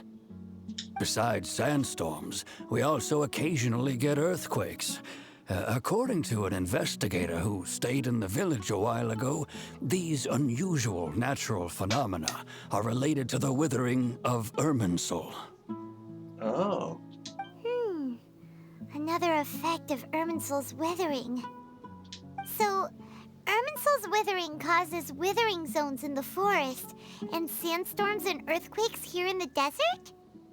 Everything in the natural world is inextricably connected to Irminsul. These regional symptoms can indeed be a reflection of Irminsul's present state. Oh my gosh, it's only almost 11 o'clock. Wow. Dang, that's a good thing I decided to stream early. Everyone in Aru Village needs to take good care of themselves. Speaking of which, why haven't I seen a single village keeper since I got here? Village keeper? Who are they? Village guards like Candace? You think you... Ah, you sent that too early. Does your curiosity know no bounds? Village Keeper is how Aru Village refers to mad scholars exiled here by the academia.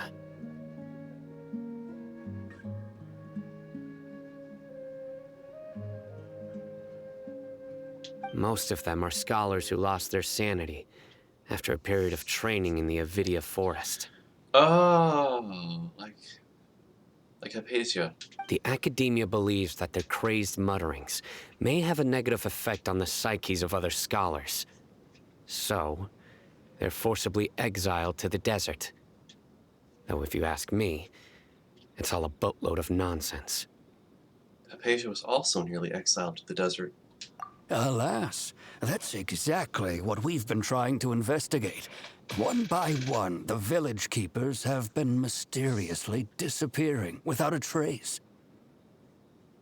You think you might have time for Act 4? You're nearing the end of Act 3, actually. Maybe. But no one in the village has ever seen them leave. If you're planning to stay around the village for the next few days, I'd appreciate it if you could keep an eye out for them. I've had encounters with those people in the past. I'll see what I can do to help. The Matra are the ones responsible for their exile.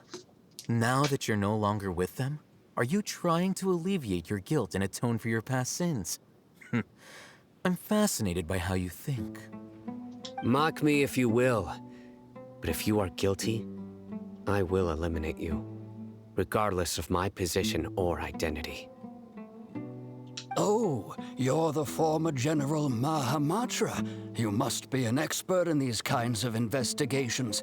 Thank you for your help. I'll help too. Is it because you're reminded of Hypatia? Oh, these poor scholars. First they lose their sanity, now this! We need to help get them back home, safe and sound. But, is it really a good idea to tag along with Sino? You seem like you really don't trust him. This is why it's a great opportunity to watch him. Besides, Daya's here. I'll be grateful for the assistance. No doubt you will do a better job than some of my former subordinates. Let's start by finding a spot to share what we know so far.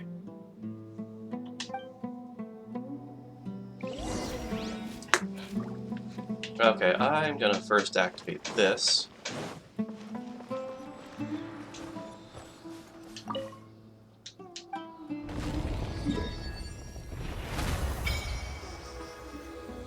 Oh, that gave me a nice... Oh, wow! The distance between these. There's probably another one close by, but like... Damn, that's out in the desert.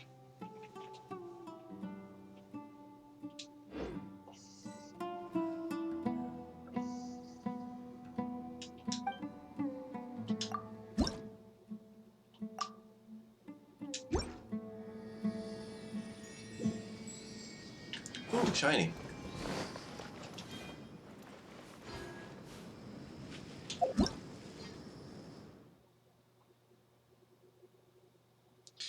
Ah, I need animo. Well,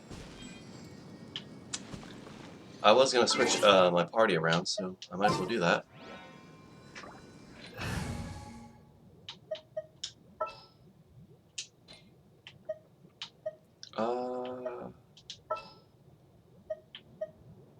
Since I'm in the desert, I don't think fire is gonna be really needed.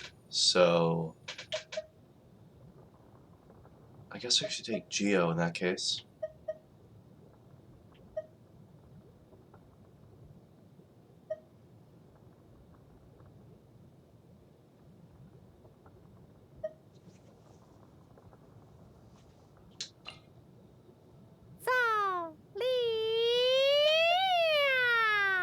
And let's grab Sayu.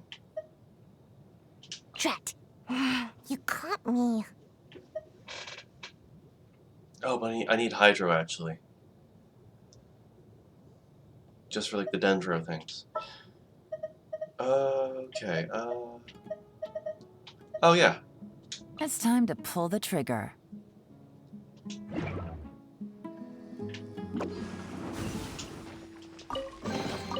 Looks kind of cozy in here. Nap time.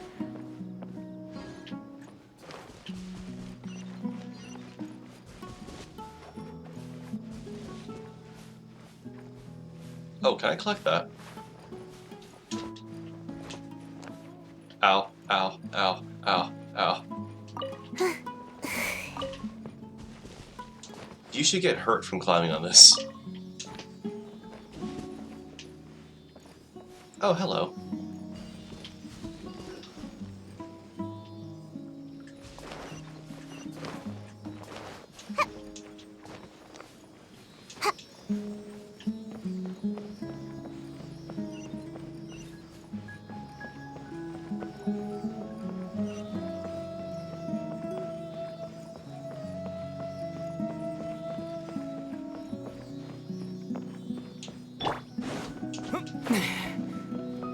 Oh, that's a long way down.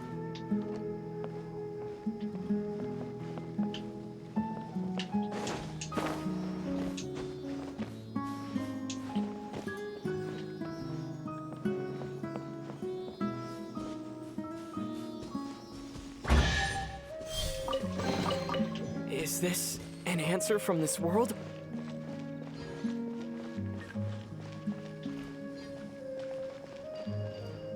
Oh wow, there's more to the city here. Now, how do I get back? Oh.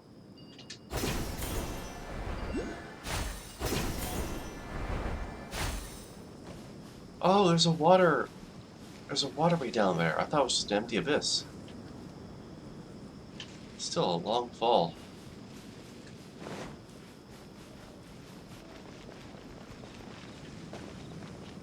Anyway.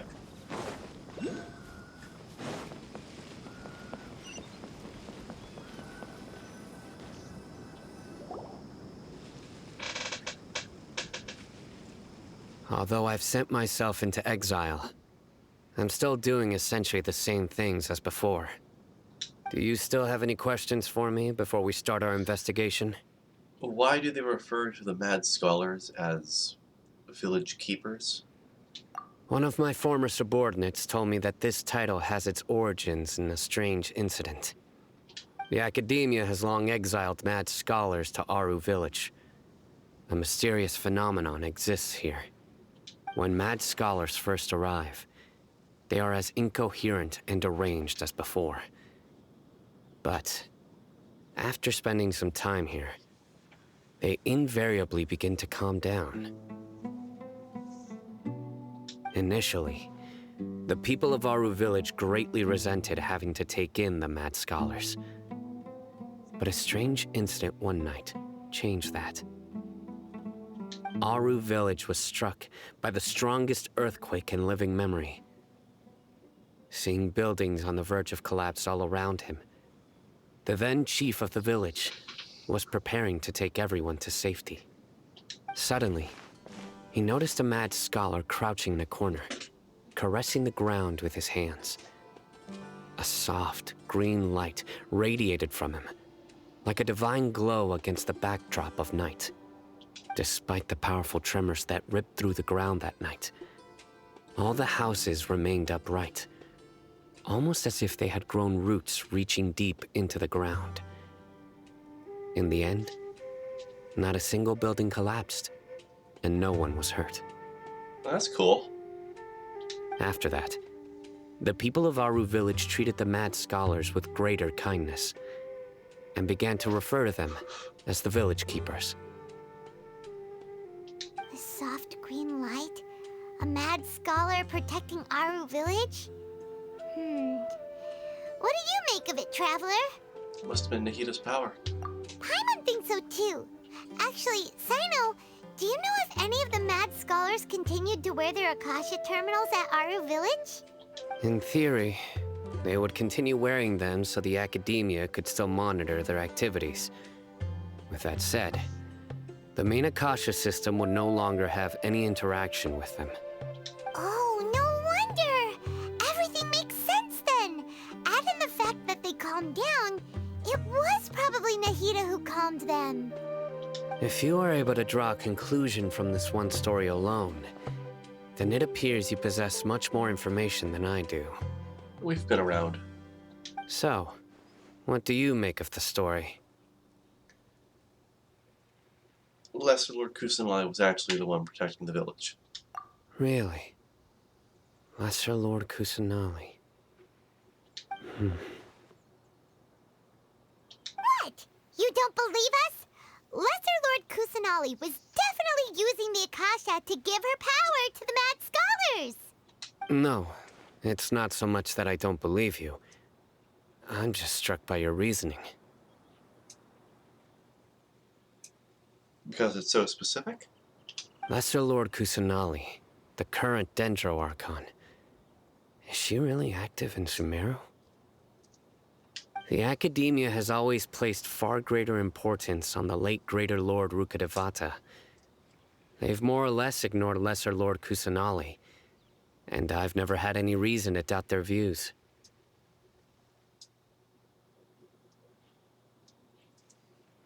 In addition, I've never heard any stories about Lesser Lord Kusanali and her deeds. To me, she might as well have been a god that never existed. Damn. No way! Nahida definitely exists! She's a... How should Paimon put it? She's a good Archon who's kind and wise. Even if she says weird stuff sometimes.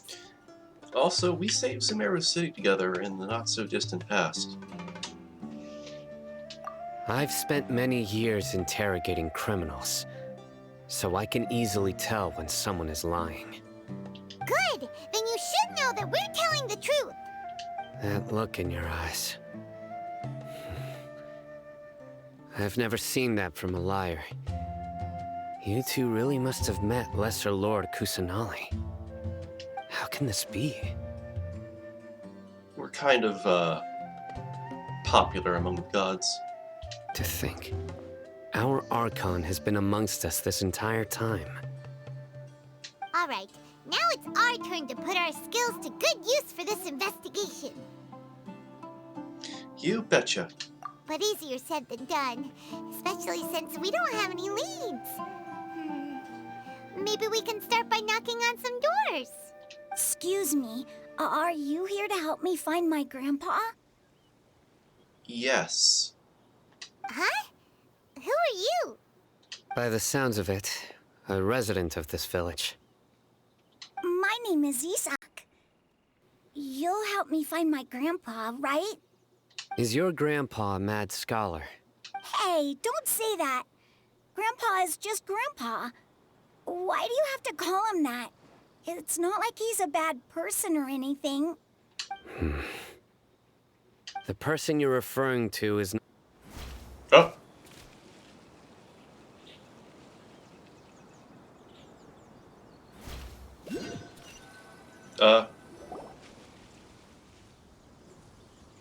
Well, we lost connection there. Although I've sent myself into exile. Okay. I'm still doing essentially this. Do you still have any questions for me before one of my former subordinates, Alright, so the skip through this. academia, when Mad Skull I initially, lost internet connection Aru there. village was struck suddenly, despite the powerful. After that, The soft green light?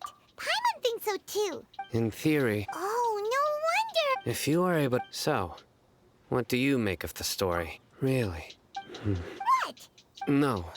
Lesser Lord Kusa. The academia has. In addition, No way! Nahida definitely exists!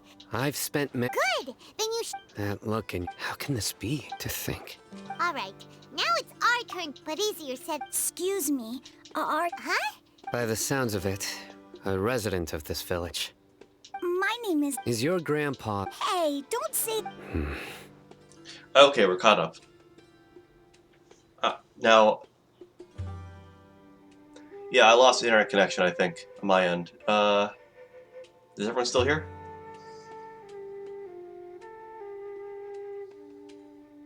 Also, I just did that quick little summary there, just to refresh ourselves. If you missed any of that, that is your fault. The person you're referring to is not a local. Yet you are. Why do you call him Grandpa? Grandpa is just Grandpa. He's my family. I heard everything you said to the village chief. Please, you gotta take me with you. I want to find my grandpa. I swear I'll help. I won't be a nuisance. Do you know where we can start looking? Ah, so you're the one who was eavesdropping on us around the village chief's house. I was planning to go out and take care of whoever it was, but I had a vague feeling that they didn't harbor any ill intent. Whoa. Haven wasn't kidding about Matra having sharp senses. Sino, he's just a kid. All he wants is to find his grandpa. Let's find a way to help him. Sorry. I was only listening in because I wanted to know where Grandpa went. Honest. If you don't believe me, you can ask Miss Candace. Please help him, Sino. All right. But first, let's confirm the facts with Candace.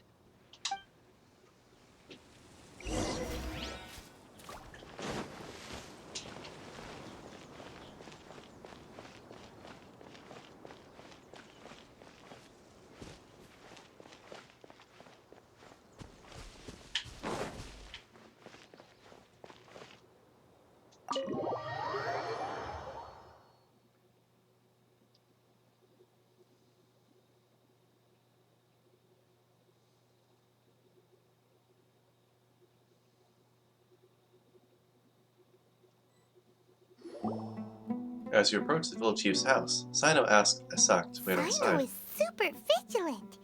Is this what all the Matra are like? Ah, you're back already. Yep. We just wanted to confirm something with you. Do you know a boy by the name of Isak? I had a feeling he'd go looking for you. Huh? You knew this would happen? Yes. Although he tried his best to stay hidden, I still noticed him eavesdropping outside the window. He really wants to get his grandfather back. Isak's parents were both Aramite mercenaries who rarely returned to the village after finding employment in the city. He was raised by his grandfather. Unfortunately, it was only a few years before his grandpa passed away. Isak was still very young at the time, so various families in the village took turns caring for him so he could survive.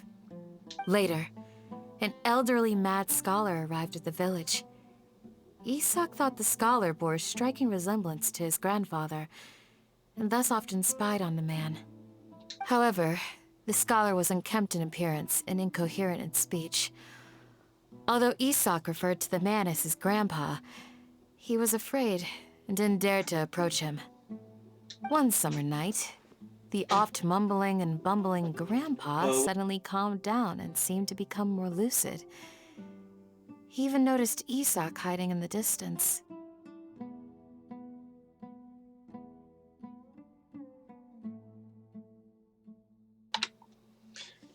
family member intervenes yet again.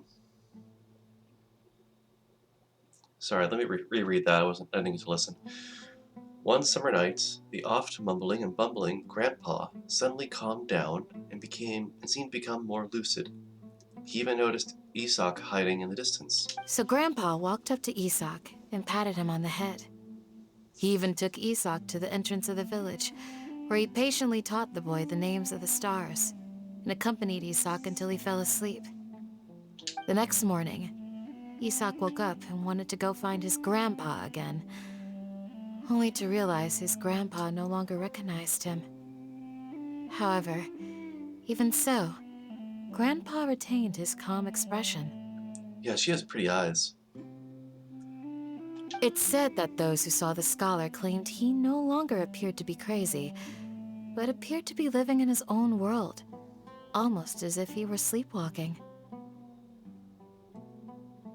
Isak was thrilled that his grandpa was able to find peace, and would follow him all the time, asking him things like, "Grandpa, want me to take you somewhere fun?" Or, "Grandpa, could you tell me stories about the stars again?"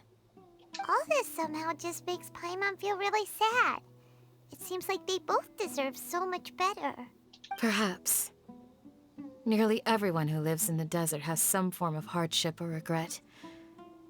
But even so, we must still continue on with our lives. It's also my reason for fighting. I must continue to protect this land. Lucid Grandpa was probably Nahida. She must have soothed the other mad scholars as well. From the look of Sino's face, he's probably connected the dots as well. Maybe the people have always had a considerate god watching over them. Huh? What did you say, Sino? No, nothing. As long as Isak keeps his word and doesn't get in our way, we can take him along. Perhaps you are more compassionate than I gave you credit for. Please accept my thanks on Isak's behalf, Sino.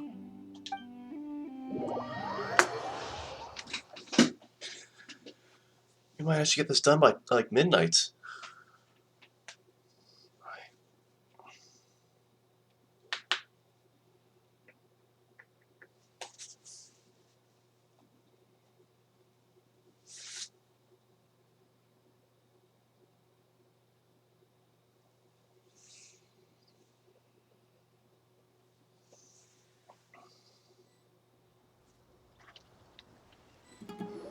Hey, Isak!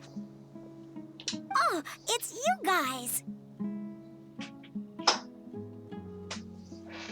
We've cleared everything up. Let's go find your grandpa.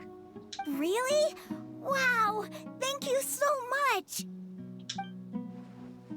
Your grandpa will be found safe and sound. All right. Let's ask the local residents some questions first.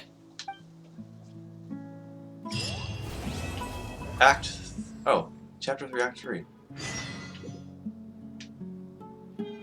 Huh.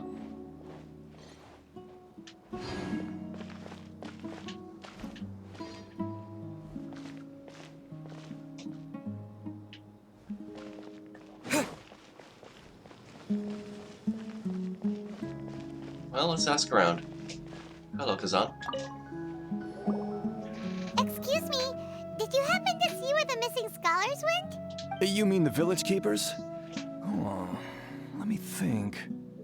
When I was eating dinner the other day, I saw one of them by the side of the road, muttering away and eating mushrooms and tree roots. They shouldn't go around eating that kind of stuff. Okay. Did you notice anything else? Anything else? No, I think that's all I have to tell you. Sorry. Okay, just walk away. The dick.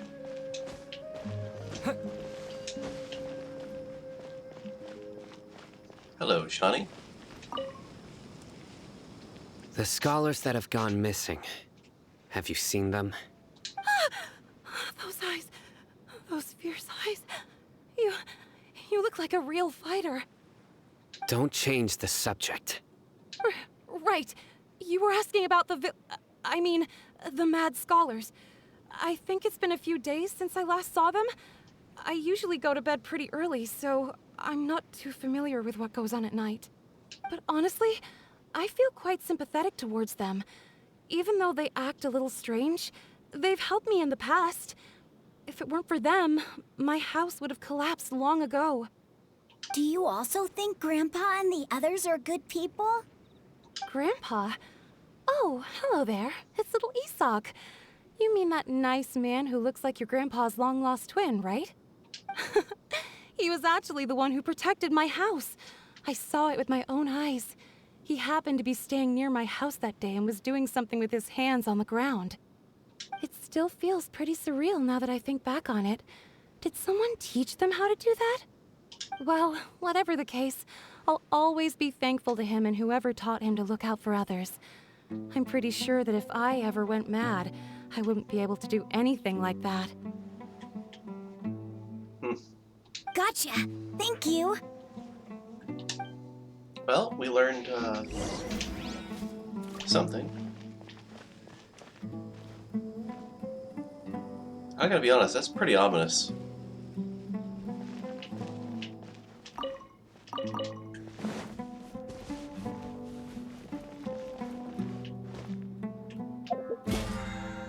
Have I cooked food for this week? I have.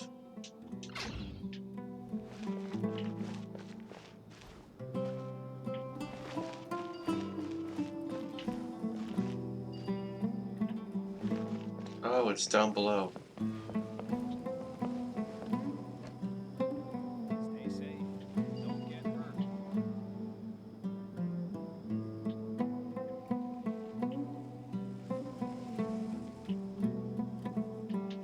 Okay, the left's taking too long.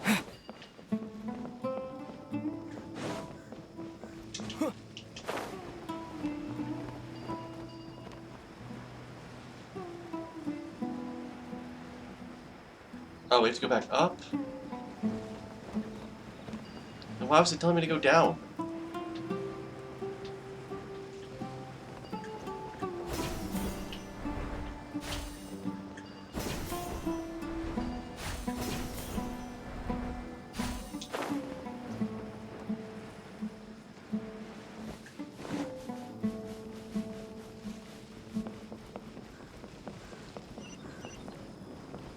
Oh, talk to this guy. Jabari, okay. Sir, have you seen my grandpa recently? You know, the one who likes to sit and space out near the village entrance. Oh, well, if it isn't Isak. Oh, your grandpa, huh? It's been a while. The last time I saw him, he was spacing out by the road as usual. I went and asked him if he'd like any of the food I had prepared, despite my wife's protests. Like many people, she's really quite terrified of them. And speaking of my wife, she's still always complaining about how I don't make enough mora. That might explain why she's always mad at me. Please don't change the subject, sir. Oh, thank you. Thank you for taking care of him. It was nothing. You're looking for him, right? Did he go for a walk and get lost? Yeah. That's no good. Well, once you found him, come by my place again and I'll cook a little something for the both of you. I've known you since you were very young. So as far as I'm concerned, you're family. Please feel free to come by anytime. Wow, what a nice guy. Okay, thank you, sir. Huh? What's wrong, Sino? Did something happen? Don't say anything for now. Okay. Isak, stay here. Let's head over there. Stay quiet as you move. Okay. Act 4 has started.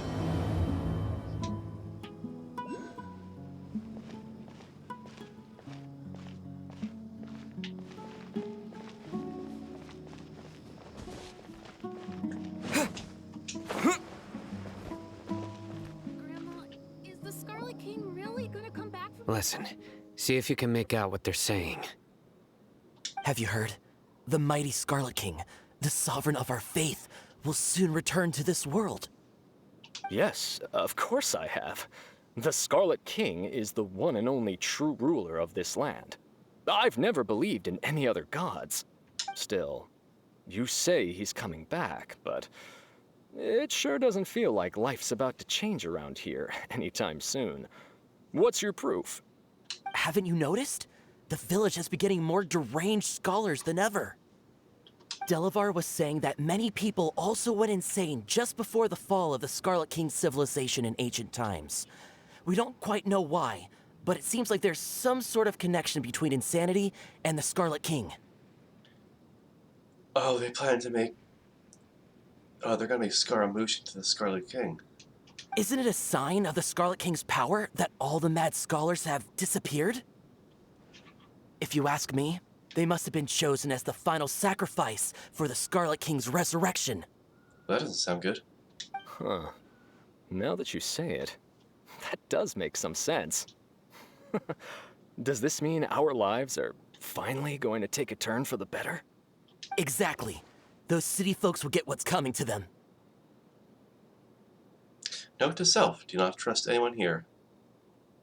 Now, repeat everything you've just said from the very beginning. Huh? Who are you? Where did you come from? My patience is running thin. You heard what I asked. Oh, damn. Yeah, bro, this guy's something else. Just look at his eyes. One wrong move, and he's gonna flay us alive. Let's not get on his bad side, okay? I am no match for this guy. Oh, okay, good sir. What is it you would like to know? Tell me about the Scarlet King's resurrection. Well, I only know a few things from hearsay. I went for a drink the other day and heard others talking about a rumor that the madmen will disappear, and that the Scarlet King will return to this land. I'm not making this up, I swear! Hey, go on, keep talking. It's true. It's all true, sir. We desert folk have had more than enough of those people at the academia. They keep sending us all their mad scholars and won't let us have a good life. Would you want to live like this if you were in our place? The radicals were even more thrilled than me when they heard the news. We're all praying for the Scarlet King's speedy return. Delavar also said that once the Scarlet King returns to our side, it's only a matter of time before we conquer the land on the other side of the wall. They're all willing to serve under the Scarlet King and fight for a share of the glory. Is that so? Seems like he still wants to know more. Keep talking. Got it. At first, I told myself it was just the drink talking, but then all the mad scholars vanished without a trace, just as the rumors said. Please don't beat me up just for mentioning these rumors. If I'm guilty, then everyone else around here is also guilty. I'm just saying what the others said. The people here really like the Scarlet King, but dislike the Dendro Archon. The academia is probably the true target of their hatred. Where is this radical person you talked about? I haven't run into him over the past few days, so he probably hasn't been around the village. What about you, man? Have you seen him at all? No, not at all. We wouldn't dare lie to you. He's really not here right now. Sounds like you're not too close with the radicals. No, of course not. All we know are their names. I have many ways to stop you from talking. And many others to stop you from sending warning messages.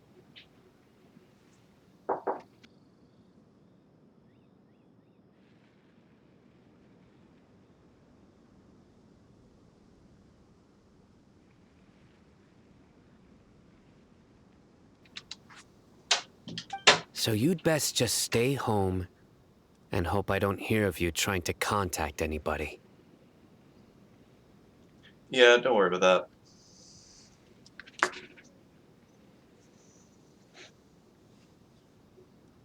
Don't worry about the knock. It's my other brother. Don't do anything until I've gotten to the bottom of this. Try something foolish, and even Candace won't be able to protect you. Oh, he is so cool. Yes, got it. We'll do just as you say. Yeah, let me check if my door is still closed.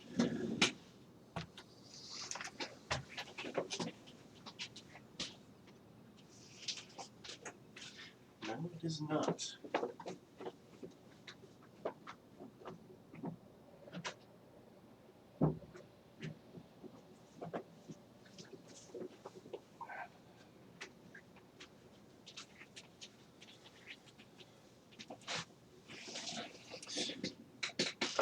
Now that I said that Sino is cool, Twee is gonna constantly just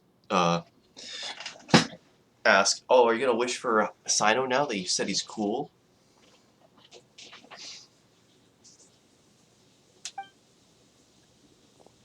That scared Paimon half to death. Sino is pretty terrifying. Damn, it's a good thing I'm not one of your enemies. He didn't try to reassure us at all. It's like he's used to hearing that. Oh, Paimon bets lots of people have told him that before. All the more reason for you not to get on his bad side. I heard that. Sorry. Sorry about that. It's part of being a Matra. The rumor we heard just now seems like a strong lead. But we need to check a few more places.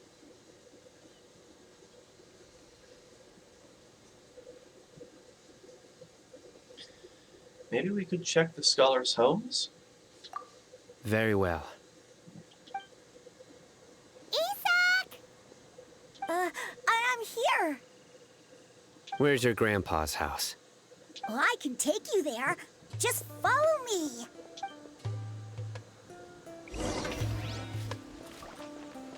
Lead the way, kid. Oh, does he live in that rickety old house?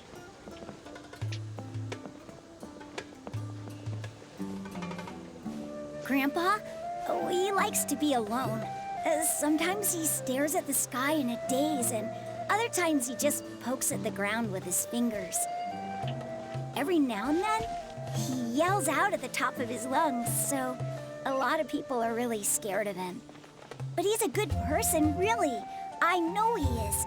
I swear, he's just like my real grandpa.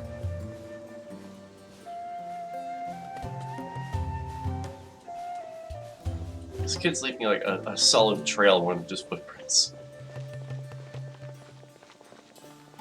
Stop dragging your feet. Oh, this is where he lives.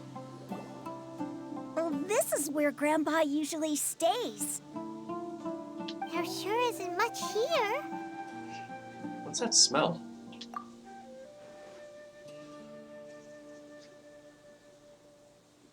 Sino, did you catch a faint whiff of incense? No. Incense? Please don't say it's the same one as before. It's definitely that one. But are you okay? Are you getting dizzy or need to lie down? There's a scent that you can sense, but I can't. A certain traveler here once passed out from that smell. Thankfully, Tainari saved the day. And then he gave us a long lecture to explain all about how it worked. I've forgotten about what the lecture was about. So, you know Tainari? Yeah. Huh? You know him too? Are you two friends? Yes. Now that I concentrate, I can also make out the scent of incense. Wait, surely Tainari didn't lecture you too. No. No need. Oh, I can't handle this scent very well. Did you first encounter this scent at Tainari's house? No, it was in the forest where a scholar was meditating. In the forest. From a scholar.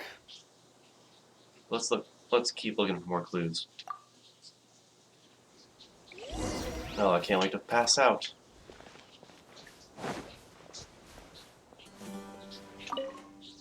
Looks like the tent has been living. Looks like someone's been living in here for this entire time. Looks like the tent's been living here, and someone's been living in the tent. Well, what has the tents been living in? That's the question.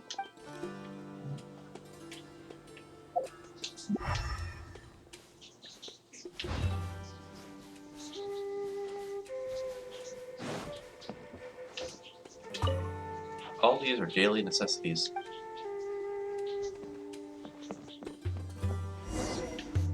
Oh.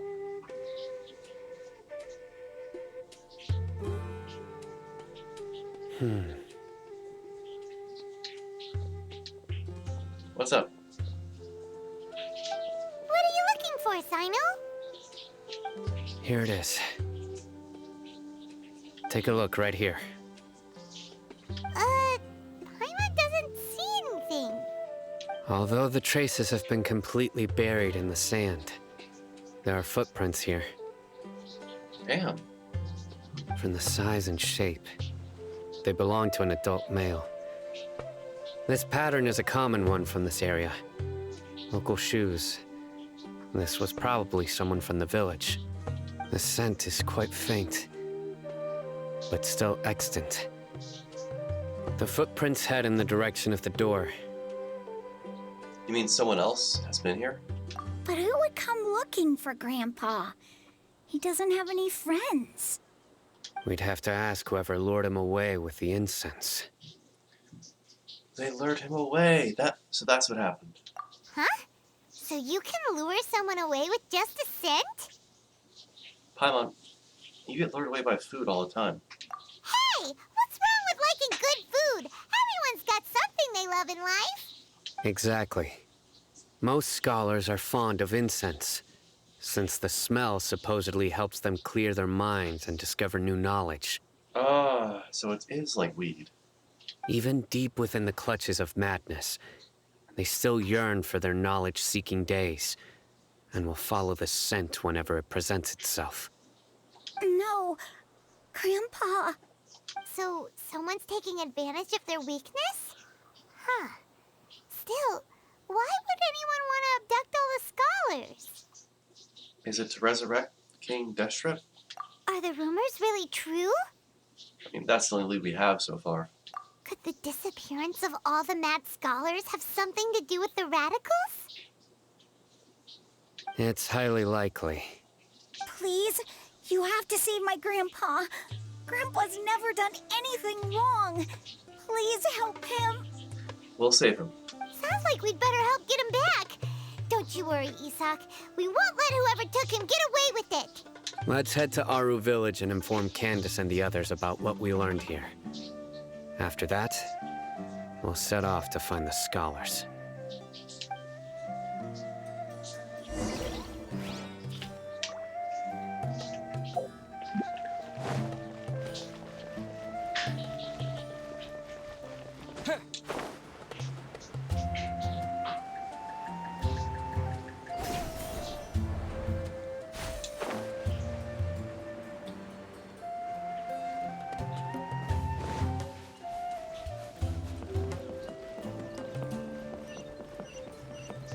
Oh, all the things are appearing right now. Oh. Right. The darker fabric definitely looks a lot better. That'd be my choice, too. We're back, Candace! We've got a lot to tell you. Ah, welcome back. Sounds like everyone's friends already. Oh, Dia's here too! You bet. So, everything goes smoothly? Pretty much. Reasonably. We didn't kill anyone. Alhaitham didn't go with you? Nope. We haven't seen him at all. Huh. I saw him around the village entrance earlier and figured he was investigating with you. I guess he must have gone off on his own. Did you find out anything useful? I tell Candace and Dia about what I've learned. I see. So someone used a kind of incense to lead the exiled scholars away from the village.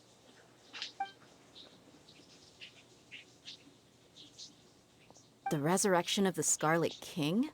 First I've heard of it. far as I know, the kind of incense you just mentioned is only popular beyond the wall. Scholars are fond of it, but as you can see, there aren't many scholars still studying around these parts. No seller would be able to make a profit here. Not to mention making incense is a labor-intensive process. You won't see anybody in the desert with the patience to make or sell something that requires that kind of effort.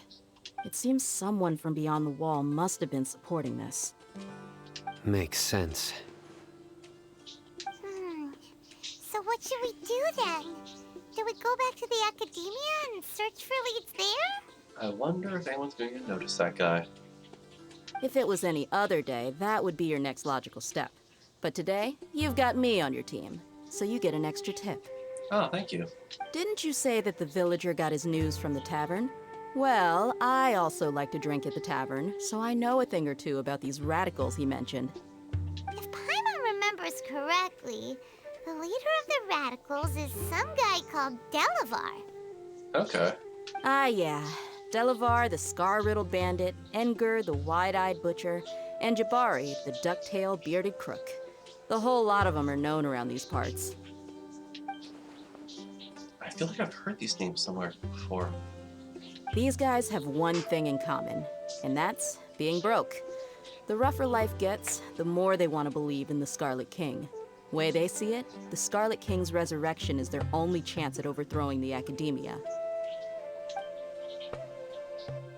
Throwing all of Sumeru into chaos is the only way to change the way of life here in the desert. Anyway, that's my guess why they've chosen to become radicals. Tia! You're amazing! You really know this place inside and out! But Dia,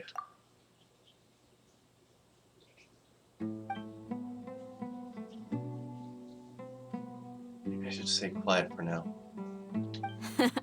No merc can afford to slack off on gathering intelligence. Every mora I've spent in the tavern has been a valuable investment. Let's head out. Now hold on, you're staying right here, Sino. Why? Aru Village is not a big place. Outsiders stand out here like a sore thumb. I'd bet word about you has already gotten out. The desert is unforgiving, so the way of life here is also a lot tougher than on the outside of the wall. You survive on making connections out here. Compared to you, mercs like me are just third-rate amateurs. I've got no actual fighting skills to speak of. But that also makes it a whole lot easier for me to gain the locals' trust.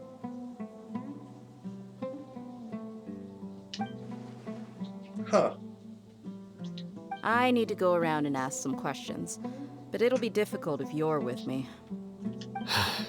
Fine. Good, then we've got a plan. The Traveler and Paimon will go to Caravan Rebot with me, and we'll try our best to figure out where the mad scholars have been taken. Sino, you'll have to stay in the village and continue investigating on your own. Alright, sounds like a plan!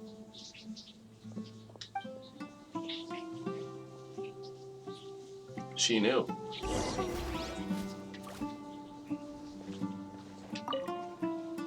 Sino, please don't take offense. I'm sure Dia just wants to help everyone solve their problem as quickly as possible. That's why she can be so straightforward at times. I don't mind. Ah, I see. Well, from the way you were staring out into the distance, I thought you might have been mulling over Dia's words. No, I'm used to being treated that way. It's natural to fear strength. I take no objection to it. Alright. Oh, it's a good thing I got the waypoint.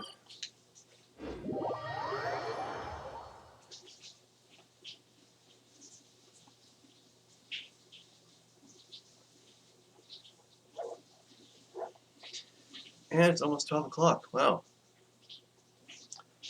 Alright, so should I stop around 12 and do some wishes, or should I go till 12:15? Actually, I'll go to 12:15. Why not? Well, here we are again! Sounds like you're starting to get familiar with the area. Yep. Paimon's amazed every time we see the wall of Samiel. How can a wall this tall even exist? It's almost unreal. Oh, okay. I know what you mean. I had the same question every time I walked this way when I was a kid. Also, why is this high wall here? And can a wall really block sandstorms?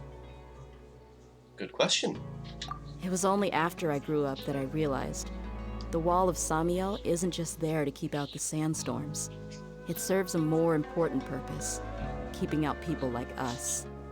Sumeru is run by wise and mighty sages. To them, us desert dwellers are nothing but tools that can be used and discarded at their whim. We're cheap labor, like livestock, but easier to control. Nothing more. Even if a child from the desert got the chance to obtain an Akasha terminal, almost all their requests for knowledge would be denied. The academia believes we're underserving. Well, that's dickish. Geniuses like Sataria are 1 in a million. The other children never get a single chance to try and rewrite their fate. Even though the academia knows very well that we're humans, just as they are. That's terrible. I would tear down this wall with my own hands if I could. I understand how she feels. Hey, Dia. You're not thinking about doing anything scary, are you? No, not at all. This place just gets me thinking, that's all. Besides, we're here to procure information, aren't we? Yep, we gotta catch those. Shh. Yeah, keep quiet. Caravan Rebot is crawling with people, so be careful what you say. We don't want anyone to find out what we're here for. Our mission started the moment we arrived here. Let's go check out the tavern. Maybe we'll find someone I know.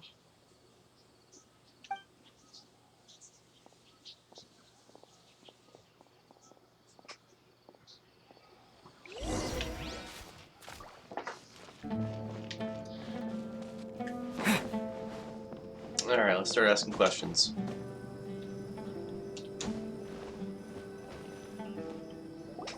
Just our luck. None of them are here today. You mean, you don't see anyone you know? Dia, is that you? What a coincidence. You here for a drink too? Zaki. Finally, a friendly face. Oh, and who do you have with you here? Guests from another land? Yeah, you can say that. It's nice to meet you. Hello, hello. I'm Zaki. Dia's, how would you put it? Drinking buddy? We've had drinks together a few times. You could say we go back a ways. Anyway, as far as my friends here, they aren't too shabby, are they? You rarely see any Outlanders so friendly and respectful nowadays. Absolutely. Much better than those people on the other side of the wall. So, Dia, are you looking for someone? Yeah. Have you seen Engur, Delavar, or Jabari recently? Of course I have. Matter of fact, we were all here drinking together just a few days ago. I've got a spice trading deal from another nation. I thought maybe Delavar and his friends might be interested. Oh Know no, it's where I Hello could Kitty find him? 3000. Ah, how thoughtful of you. Then I assume you also know that Delavar's been having a hard time making ends meet these days, so you came here to help him out? Hey, keep it down. Let's just say I prefer to keep this deal a secret. Y'all at Caravan Rebot are like family. If there's more to be made, why not do it together? Besides, Delavar and his friends have muscle. They'd be a good fit for escorting the goods.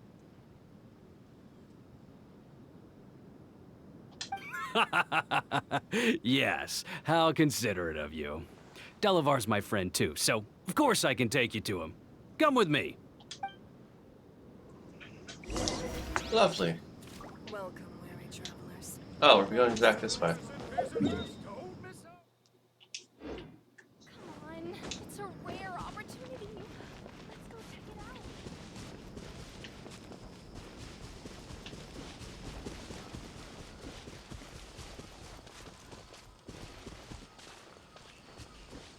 Oh, so these are all rocks. I thought it was like tree bark for some reason. Kind of has the textural appearance of it.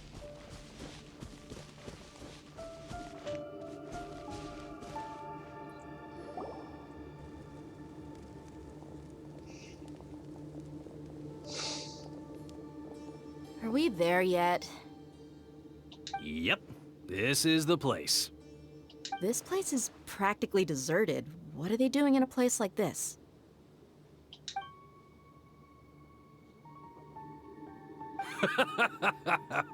Why don't you take a guess? Go on, a wild stab in the dark. You're like lambs to the slaughter.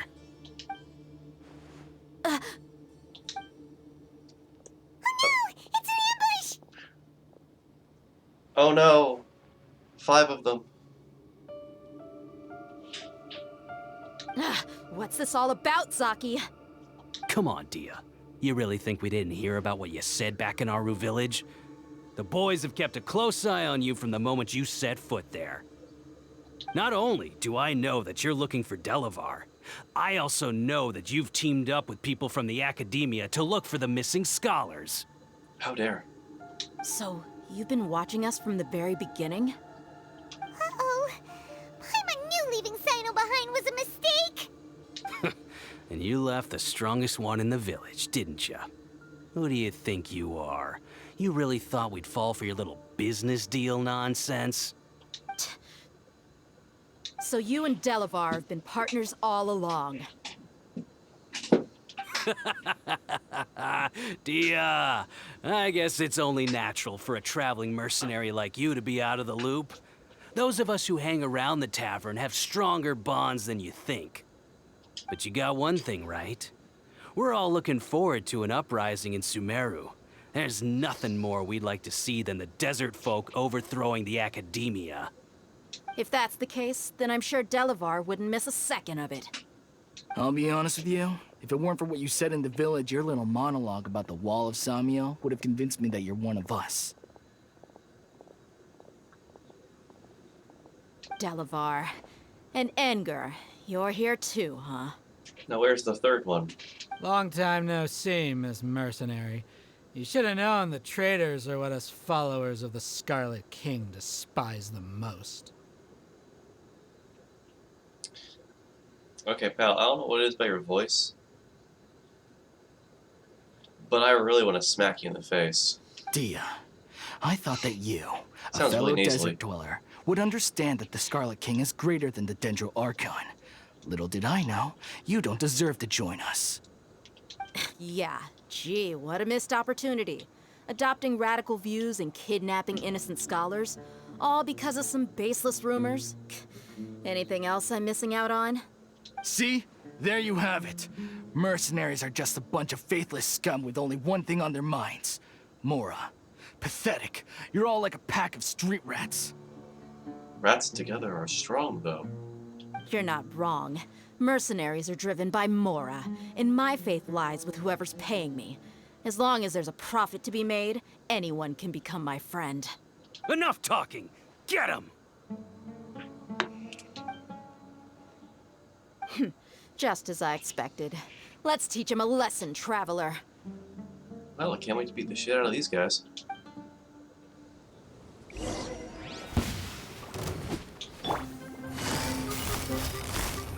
Busted. Game's up. Fun's over. Chop. You're open.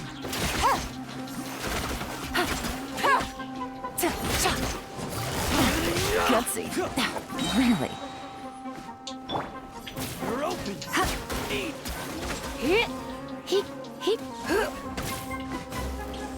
You're in for a little shock.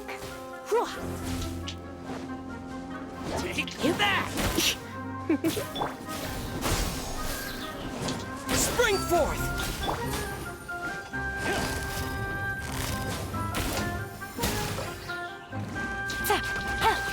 Here comes the catch.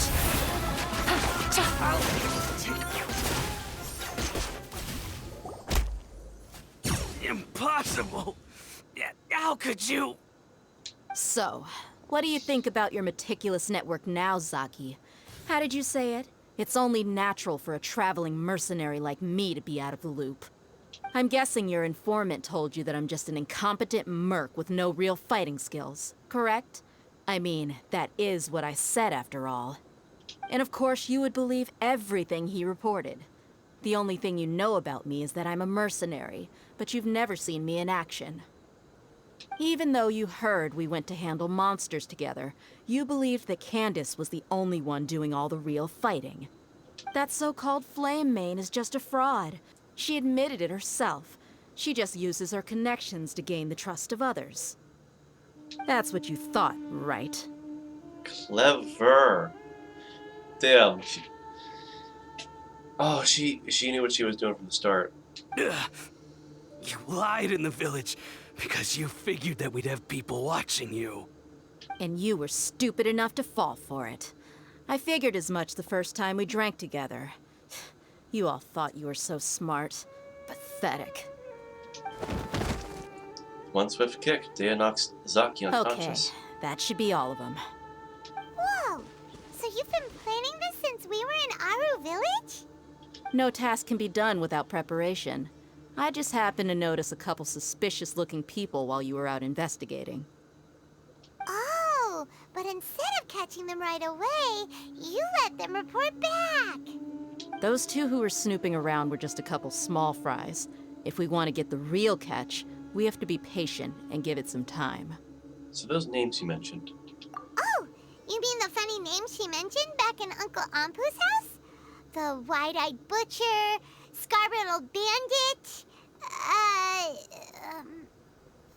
Paimon can't remember them all. That's just a bunch of drunk talk. Edgar and Delavar like to talk themselves up when they're drinking. Edgar, the wide-eyed butcher, and Delavar, the scar-riddled bandit, are the nicknames they came up with for themselves. Alcohol has a way of making people share what they really think. So Edgar and Delavar are always rambling in the tavern about how the Scarlet King is a superior deity. What about Zaki? He's just a numbskull who fell right into our trap. Zaki was probably the best hidden of them all. My initial plan was to find Delavar first, and then try to track him down. So who is the ducktail bearded crook? That's what you wanted to ask when we were at Uncle Anpu's house, right? Jabari is one of the villagers you talked to. You know, the one who wanted to treat Isak and his grandpa to some food. I thought that name sounded familiar. Wait, so he's a radical too? No, he isn't. I just needed to tack on a random villager name to make the eavesdropper think that I was making some wild guesses based on my impressions. Wow, what a genius idea! Well, that's an expert mercenary for ya. Wait, you don't think that Sino's gonna take that name and just try to interrogate him, do you? Ah, you're too kind. It was straight from the usual playbook, if I'm honest. So, that thing you were saying before, is it really true? About what? About how mercenaries only care about Mora, and that anyone's a friend as long as there's a profit. Does that bother you? I don't think you're that kind of person. What makes you so sure? Even without an employer, you're still helping us. Dia, do you dislike the Dendro Archon like the other desert folk? You two are pretty sharp.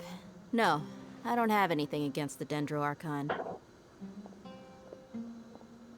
I've heard a lot of nice things about the Lesser Lord from Dunyarzad. I can understand her devotion and gratitude. Dunyarzad's just an ordinary person. There's no way a god would be so involved in the lives of everyday people, unless they were truly compassionate. I've begun to realize that the sages are behind everything that's happened recently. The radicals' blind belief in the Scarlet King, making the Dendro Archon out to be an enemy. It's all the Academia's trickery. But I see through it all. And unlike them, I can never be hostile towards anyone who's never done anything wrong. Dia. Anyway, looks like we're done with business here. Traveler, lend me a hand. Let's tie him up and bring him to the village. Alrighty. So, will we get a reward for doing this?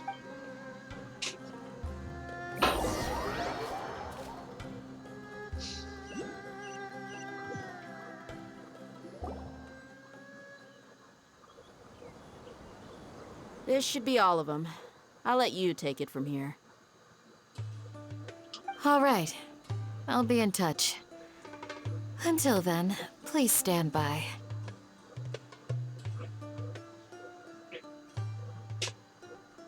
Candace, do you need any help? Candace will be okay on her own. I trust her, so you can too. She's been guarding Aru Village for quite some time now. If anyone is qualified to question the offenders, it's her.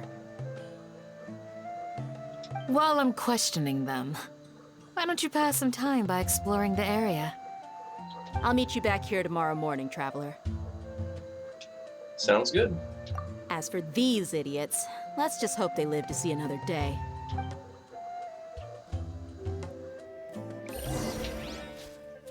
Eavesdrop? Don't mind if I do. You heard the question. Now answer me.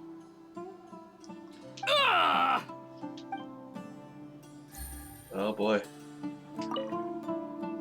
Candace is an expert at dealing with people like this. All we have to do is wait for her word.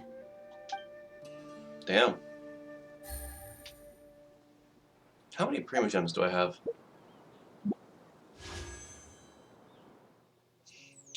Enough to have 31.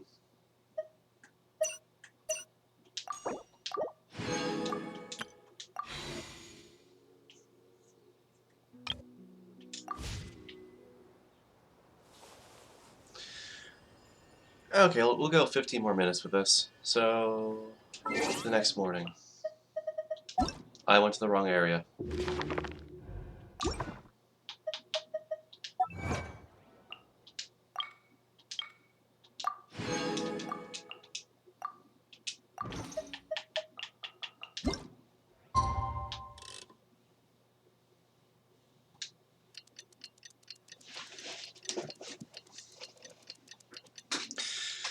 I don't know what my 4-star pity is, Twee, because if I look at it, it's gonna be a nightmare to try and get out of the menu.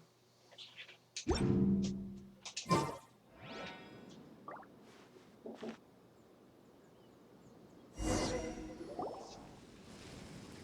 Dia! Right on time. Did we learn anything from the criminals? We'll know any moment now. Paimon's been wondering. You seem to know Candace pretty well. Have you been friends for a long time? We've known each other for some time now. She's a pretty interesting person. Even though she's an extremely strong warrior, she never misuses her powers against others. Oh, Paimon knows what you mean. Like a lot of martial artists say, never take the fight outside the ring.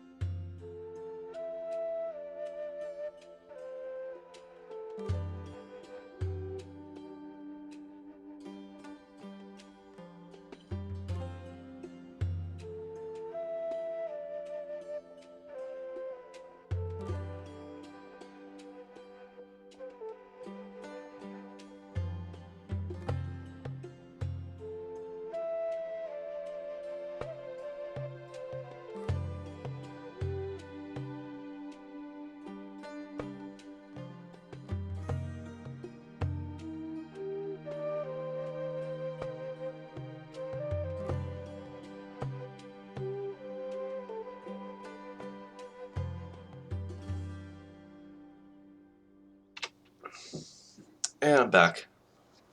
Brother was asking what I want for my birthday.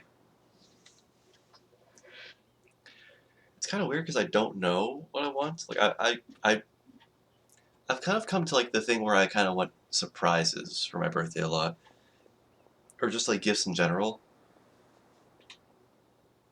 Like sometimes I ask for like sketchbooks, but other times it's like I think it's just a weird thing where it's like I will say I want something and then yeah, surprises, which doesn't help a lot when I say oh surprise me because it puts a risk of like oh I don't know what you want then.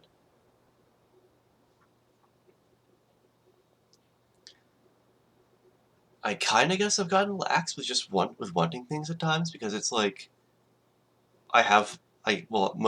sometimes, occasionally, sometimes I have money that I can buy things I want.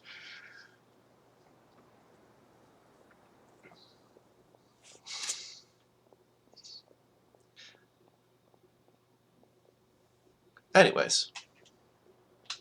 Yep, I guess you can put it that way. It takes strong convictions to be as dedicated as she is, and shoulder that kind of responsibility.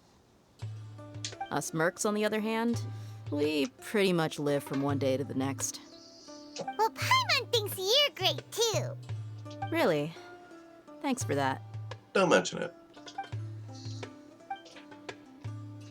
Oh, hey, Sino. Sino's here, and he's pretty early, too. Yes. I was here yesterday to help out a little. Oh. I almost feel bad for those guys now. To help out? By doing what? Sharing some interrogation techniques. Oh, you mean you taught Candace some more persuasive methods? Right. Come on in, everyone. Come on, let's go inside.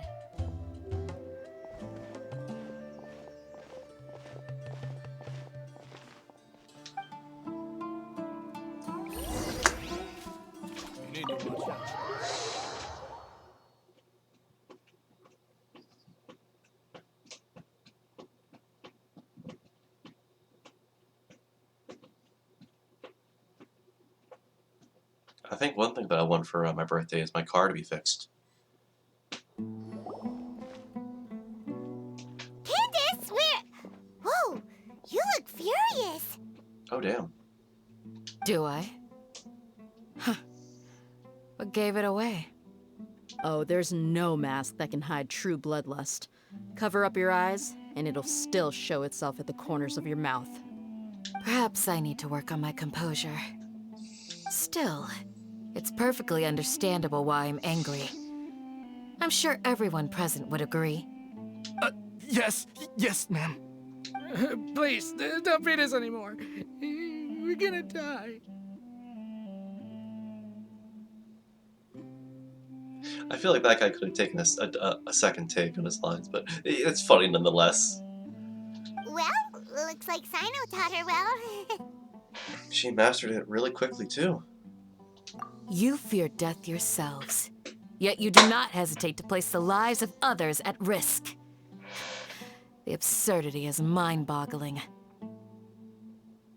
I should probably check to see if the door is closed again.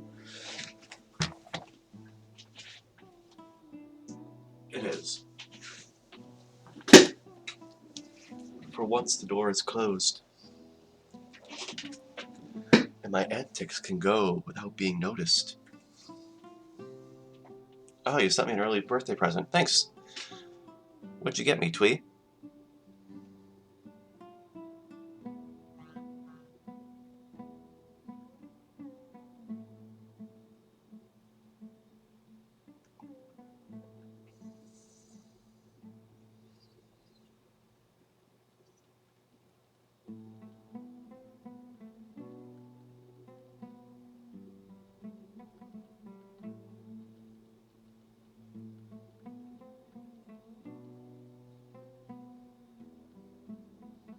Oh, thanks, Angel.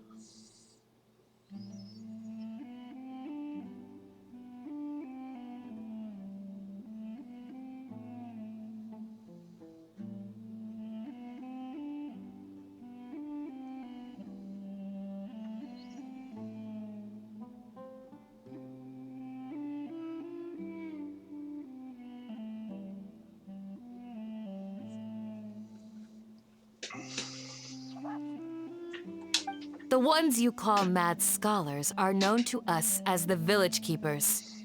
They are vital members of our community, and some even count them as family. You come here, to my village, and you treat my people as nothing more than stepping stones towards your goal. Tell me, what would you do to you in my position?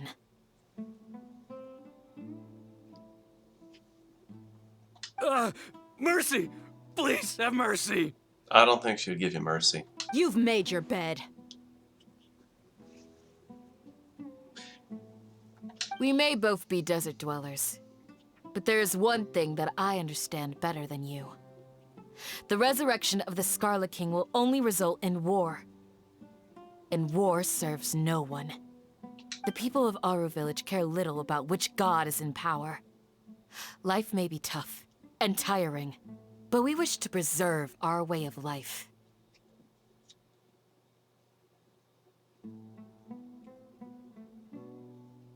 A war would only cause us to lose all that we have. And that is not a responsibility that you can afford to shoulder. We understand. We're sorry. Good, now take us to where all the village keepers are. I'll tell you everything I know. Please, just let us go. I'm listening. You might not believe this, but it wasn't us who came up with this idea. Someone was spreading rumors in the tavern. That's how we ended up hearing about the Scarlet King's resurrection. Some mystery man told us that mad scholars will make the perfect sacrifice to usher in the Scarlet King's resurrection. They give their lives, and we can get anything we wish for. They're called village keepers. Slip up again, and you'll regret it. Yes, sorry. It was all that mystery man's doing. He told us to spread word about the Scarlet King's resurrection and talked us into helping him. In return, he said he'll help facilitate the resurrection process. Where are the village keepers now? I'm not sure. That's one. Huh? One what? Strike. You get a total of 3. Then, you die by my hand. Oh shit. Wait, I'm telling the truth. We don't know anything. It was all him. 2. He got us to lure them out of their houses in the night with some kind of incense. We take them to a junction outside the village. Then the mystery guy takes them from there. You gotta believe me, please. I'm telling the truth, I swear. Just ask them if you don't believe me. That was indeed the truth. Traveler, go on. I will. Do you have any idea who this mysterious person might be? Any physical characteristics that stand out? You have to believe me. If I knew that, I would have told you his name right away. I'm not risking another beating to keep his secrets. No way. That guy, he wears a cloak, and he's always careful to cover his face. He calls himself the Scarlet King's envoy. I believe I may know what's going on. Oh, good. Uncle Anpu? What do you mean?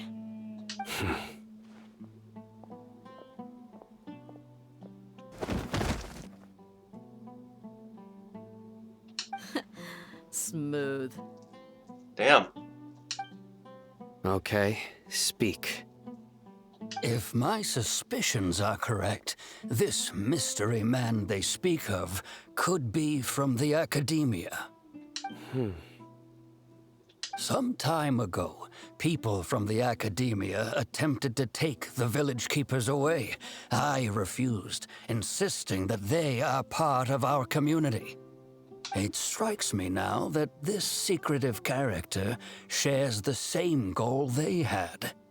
Which means it's highly likely that the academia was purposely spreading a false rumor to trick the radicals into delivering the village keepers right into their hands.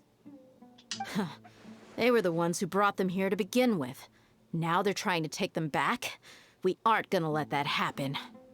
Not the academia again.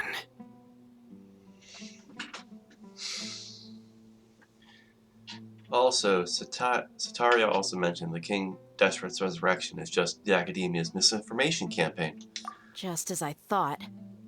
But what could they want with the village keepers? People are nothing but tools in the eyes of the academia. A change in their plans likely means they found another way to exploit the scholars.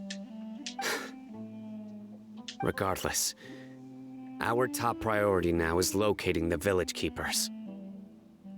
You're right. Isak is still waiting for news on his grandpa. Time to go. Let's leave the village and try to track them down. Yes. Pack up and get ready to leave. You got it. Candace, I'll let you deal with the radicals. Leave everything outside the village to us. All right. Let's meet back here once everyone's ready.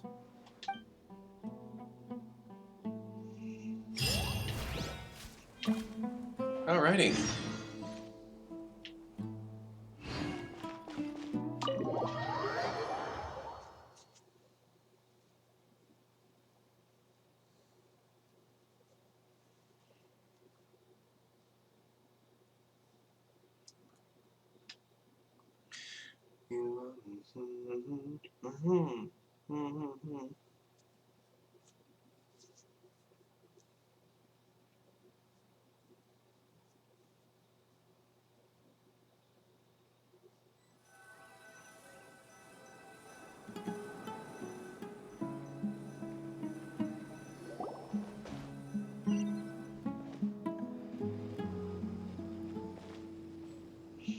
Let's get some food in us and then we'll... Woo!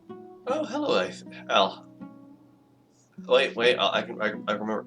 Al Hatham. Where did you come from? Well, as you can see, I am merely sitting here and reviewing what we have deduced thus far. You were gone for ages, and now you're suddenly sitting here musing to yourself? Where have you been anyway? Reading a book? Hey, what's with the silence? You never think things through before asking questions. I'm giving you some time to make up for that. Paimon's so mad! Paimon's gonna give you an ugly nickname! Go ahead, I won't stop you. Never mind. Paimon's got nothing. There's just nothing super obvious to pick with this guy. It makes it so hard. Well, you've heard nothing to suggest I left this whole time, so clearly I stayed in the village to investigate. Anyway, you plan to leave Aru Village and keep searching for the truth of this matter, yes?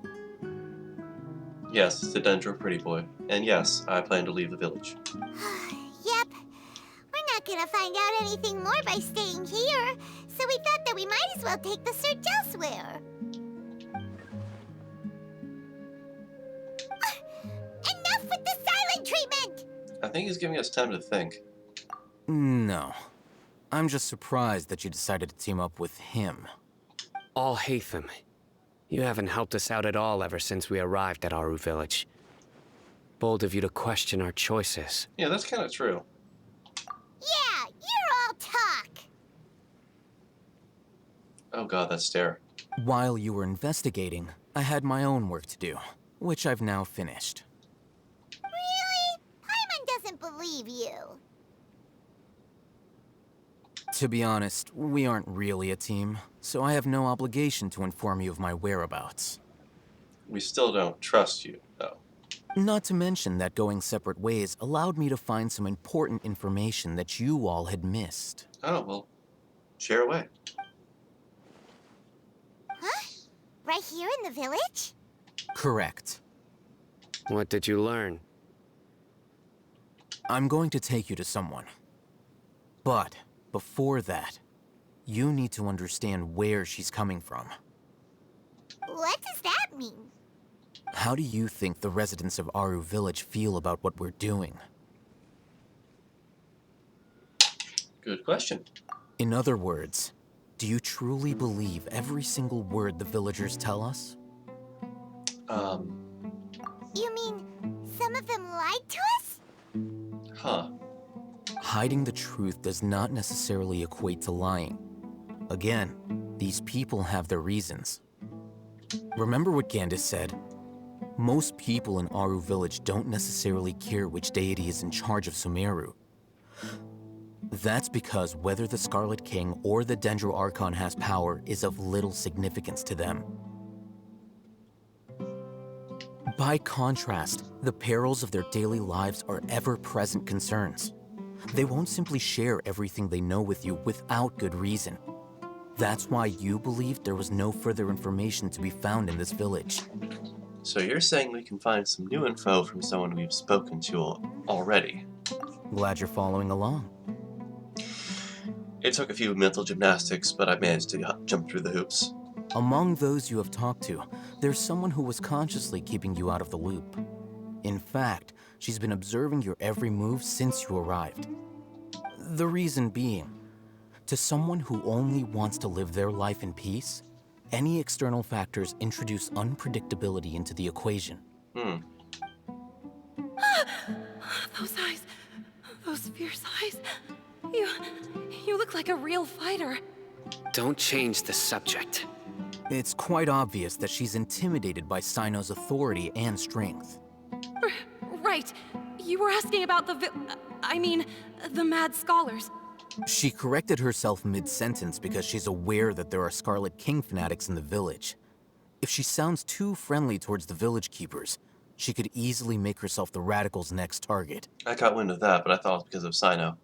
I think it's been a few days since I last saw them. I usually go to bed pretty early, so I'm not too familiar with what goes on at night. Remember?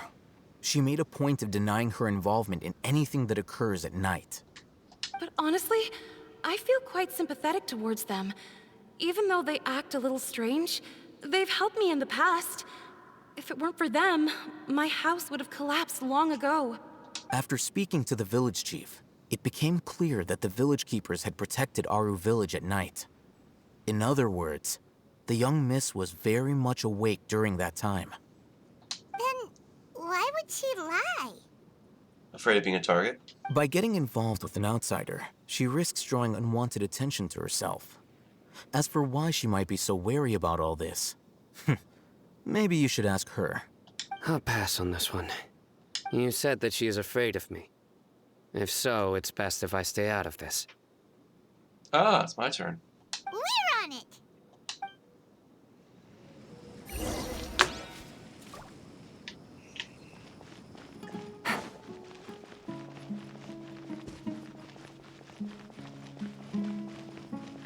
Knock, knock. Miss Shawnee, as we discussed earlier, I've brought someone with me. Mr. Alhaitham, I'm aware of where you stand, but how can I make sure that your friends think the same as you? Huh? What do you mean? We need to clarify our stance or something? Go ahead and talk to her. You'll get the answers you want. Go on. Earn her trust. Is it really that simple? May I call you Traveler? Sure thing. Hi, Miss Shawnee. Hi, Traveler. I want to ask you something. Go ahead. Do you think the resurrection of the Scarlet King can truly change Sumeru for the better? No. Why's that? Because it's only going to result in conflict. That's very similar to what Miss Candace says.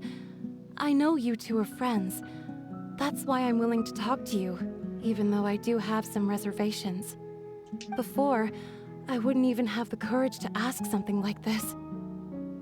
Traveler, do you believe our lives will get better?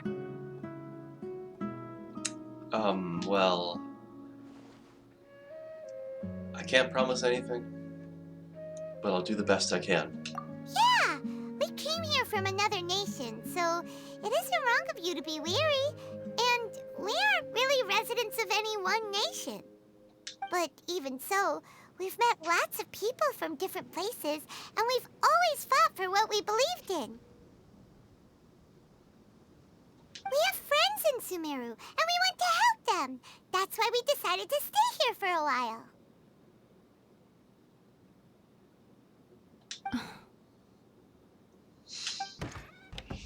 I want to trust you. My apologies for posing my questions like that. To be honest, I didn't expect you to come back for more information. Alhaitham told us you have your reasons. It's okay. We understand. The fact is that only one side of my family is desert folk. I don't really fit in anywhere in Sumeru. Some believe in the Dendro Archon, while others believe in the Scarlet King. I don't belong to either side, and neither side would want me. Huh. Speaking of which, the The radicals mentioned that they despise traitors. Do they just think that anyone who's different from them is a traitor? Yeah. Some people can be so narrow-minded when it comes to bloodline and beliefs. It makes no difference what I say or how I behave. I'll always be suspected of having ulterior motives. Damn. Slowly, I just stopped talking to people. I pretended not to hear or see anything.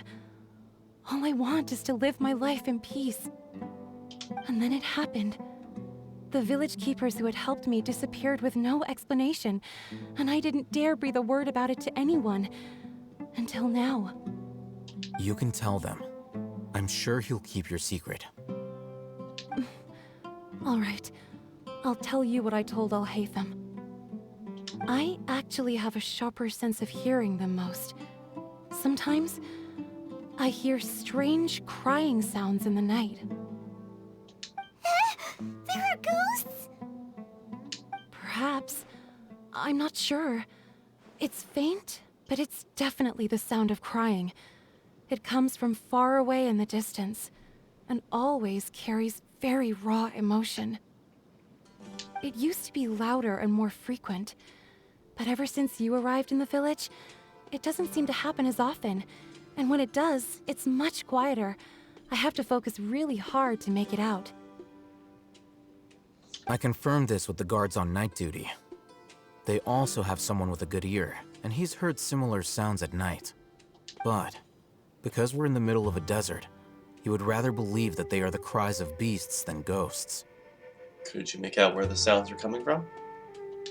There's really nothing around these parts, except for an old hospital not far from the village. I think they used to use it for treating Elazar, but it's been abandoned for years. Well, we need to check out that hospital. Yeah, let's go!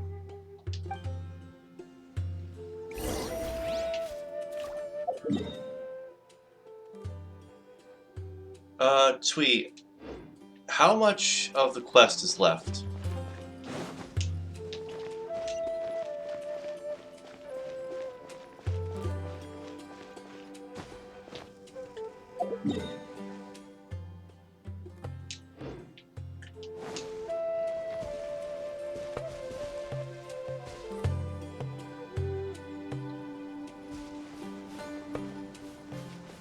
Just gonna wait for a response.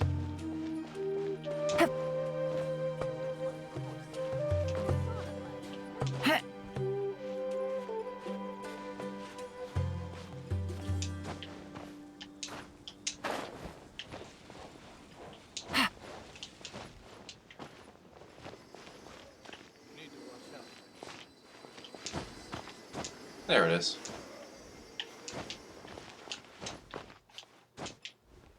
Yeah.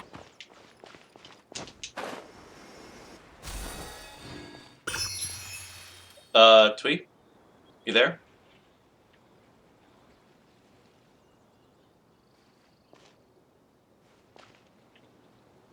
Tweet, if you're there, I wanted to, I'm asking. Oh. No, it isn't too long. I'm still in the middle? Okay. It's already around the end. I'm gonna stop here for the night, then, and we're gonna pick this up next week.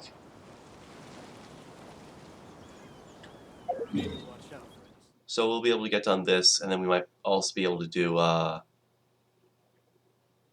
probably more that'll come with this. It's fine, no worries. But now, I think it's time we do some wishes, see if we get Candace.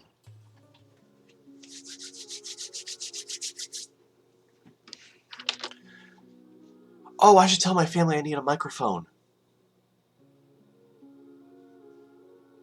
I should ask them to get me a microphone. I definitely need a new one so I can stop using my webcam mic.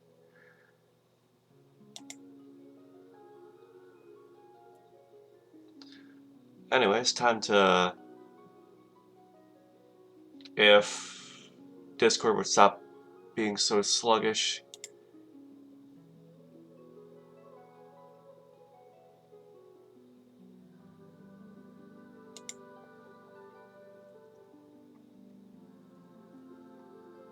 Don't worry, Joey, I understand what you mean by AI.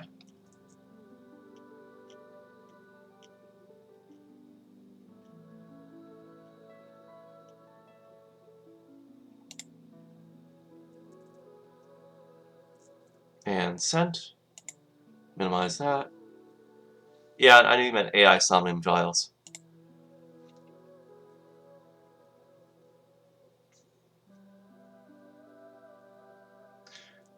Okay, wait, I'm gonna try and check my history, and hopefully it won't make the mouse disappear. Please? Oh my gosh, the mouse is actually here? They fixed it! Oh my gosh, they fixed it! I love this! Oh, they fixed a bug that's been going on. Anyways, let's see my pity. So it is currently 10, 11, 12, 13, 3, 4, 5, 6, 7, 8.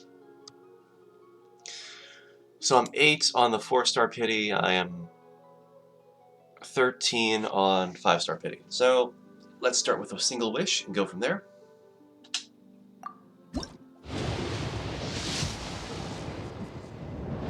Nothing.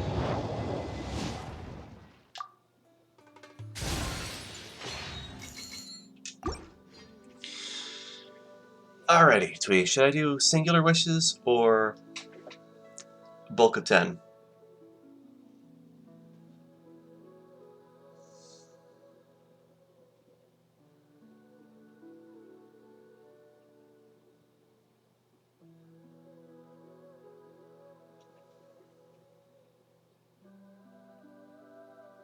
Yes, this puts me at 9 now. Should I just do a straight 10? Try another single? Alright. Let's see. We got purple. We got purple.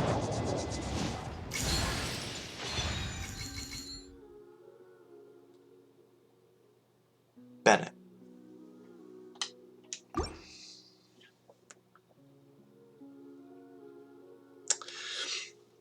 I wasn't expecting Bennett.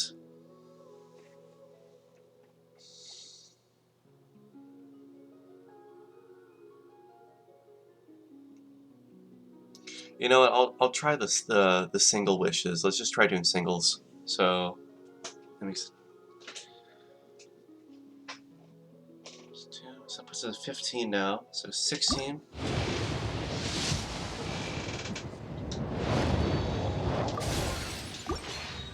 $17.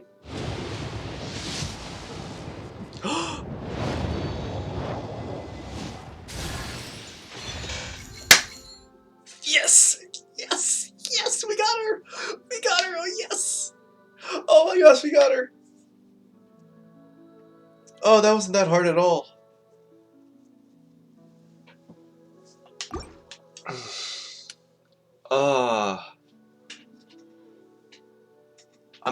Twee, should I risk it for a biscuit and just do a 10 wish right now and see if I get her again?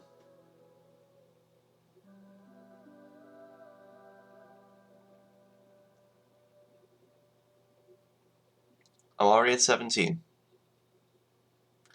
I'm already at 17. Save for Nahida and Layla. Okay, fair enough.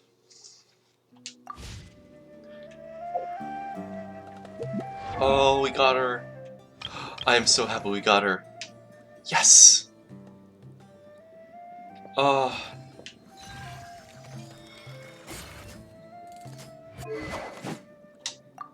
What can I give her?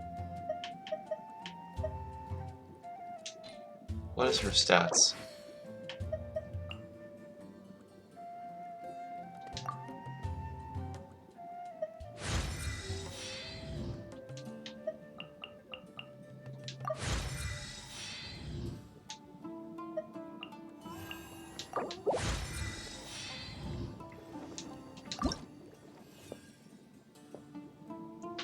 HP.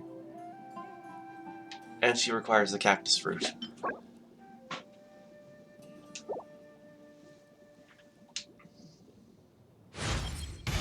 I feel a newfound strength within me.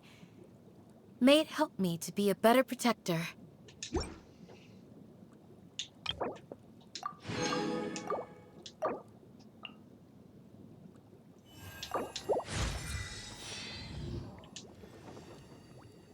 Okay.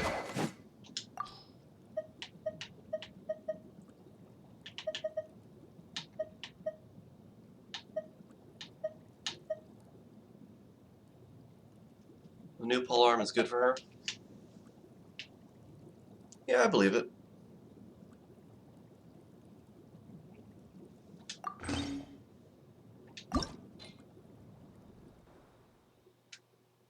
Oh, sweet, I can level this thing up pretty fast now.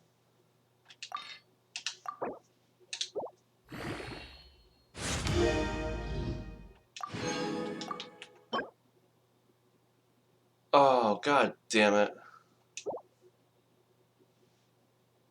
Well, I gotta go farming for something now. Also, the discount we have here from both the event and also from A's talent effect. That is cash money. Also, I'm just gonna take a look at her talents. 4 consecutive strikes. Max HP, so she needs... Okay, so I gotta make her an HP tank.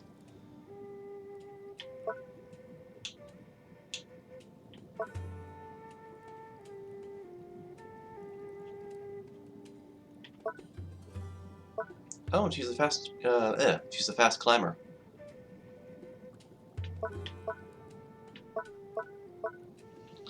Characters affected by the prayer of the Crimson Crown caused by a sacred rite.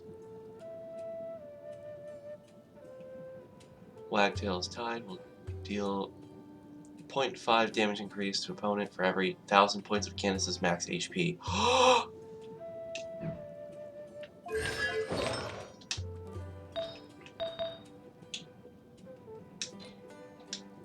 Real fast, is there Gilded Dreams? Would a Gilded Dream set work for her?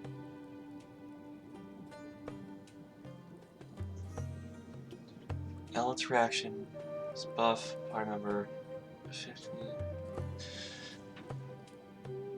Okay, I think she needs more HP boost, so I'll have to look into that later.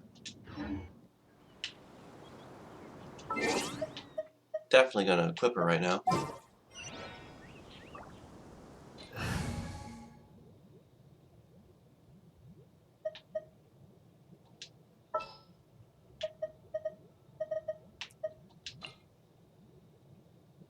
What's wrong? Are you in danger?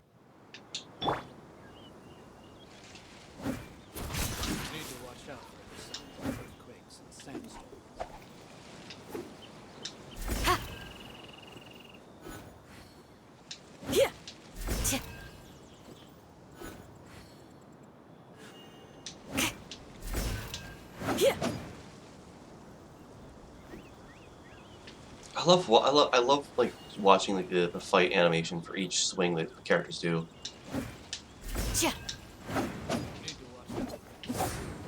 Oh, it's just like I think Toma does that same thing.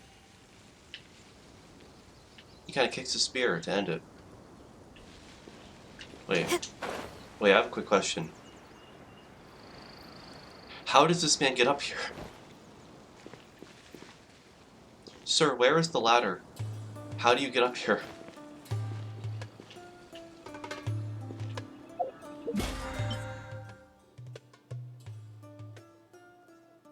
Half Heart of the Depths, half Gladiator. Okay. I'll keep that in mind.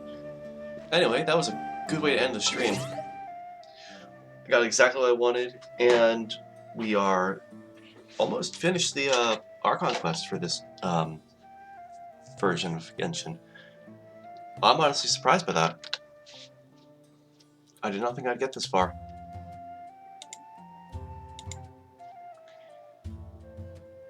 Anyways, let's pop back over to here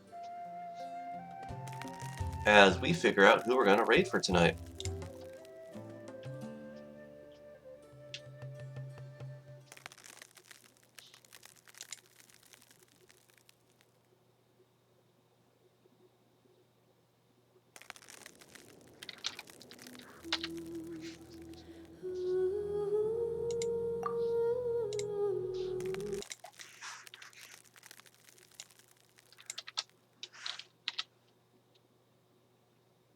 Yeah, I guess Candace is my early birthday gift. Thank you, Genshin, for the awesome birthday gift.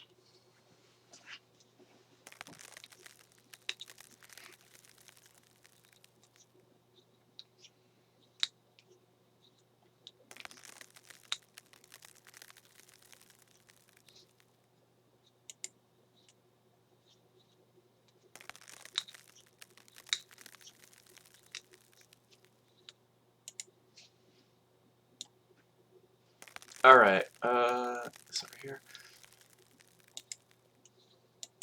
Okay, so we got Twee and I think Angel's in the chat as well. It's just you two guys?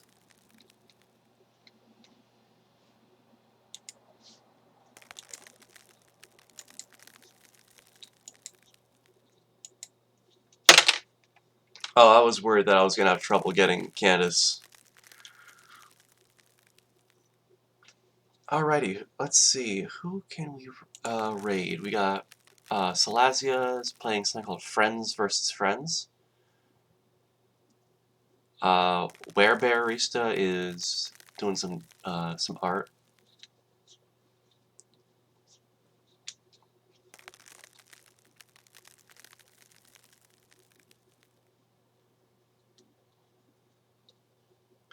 Let's check the Salazia.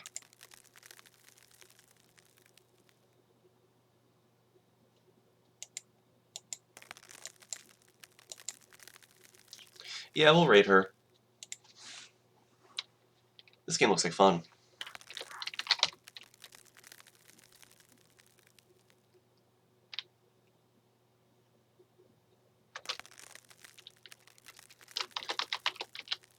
Salazia.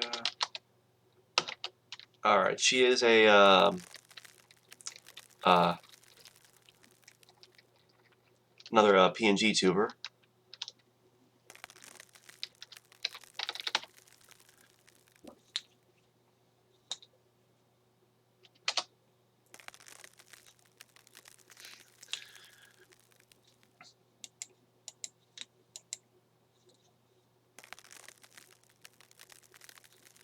And alrighty guys, have a good night.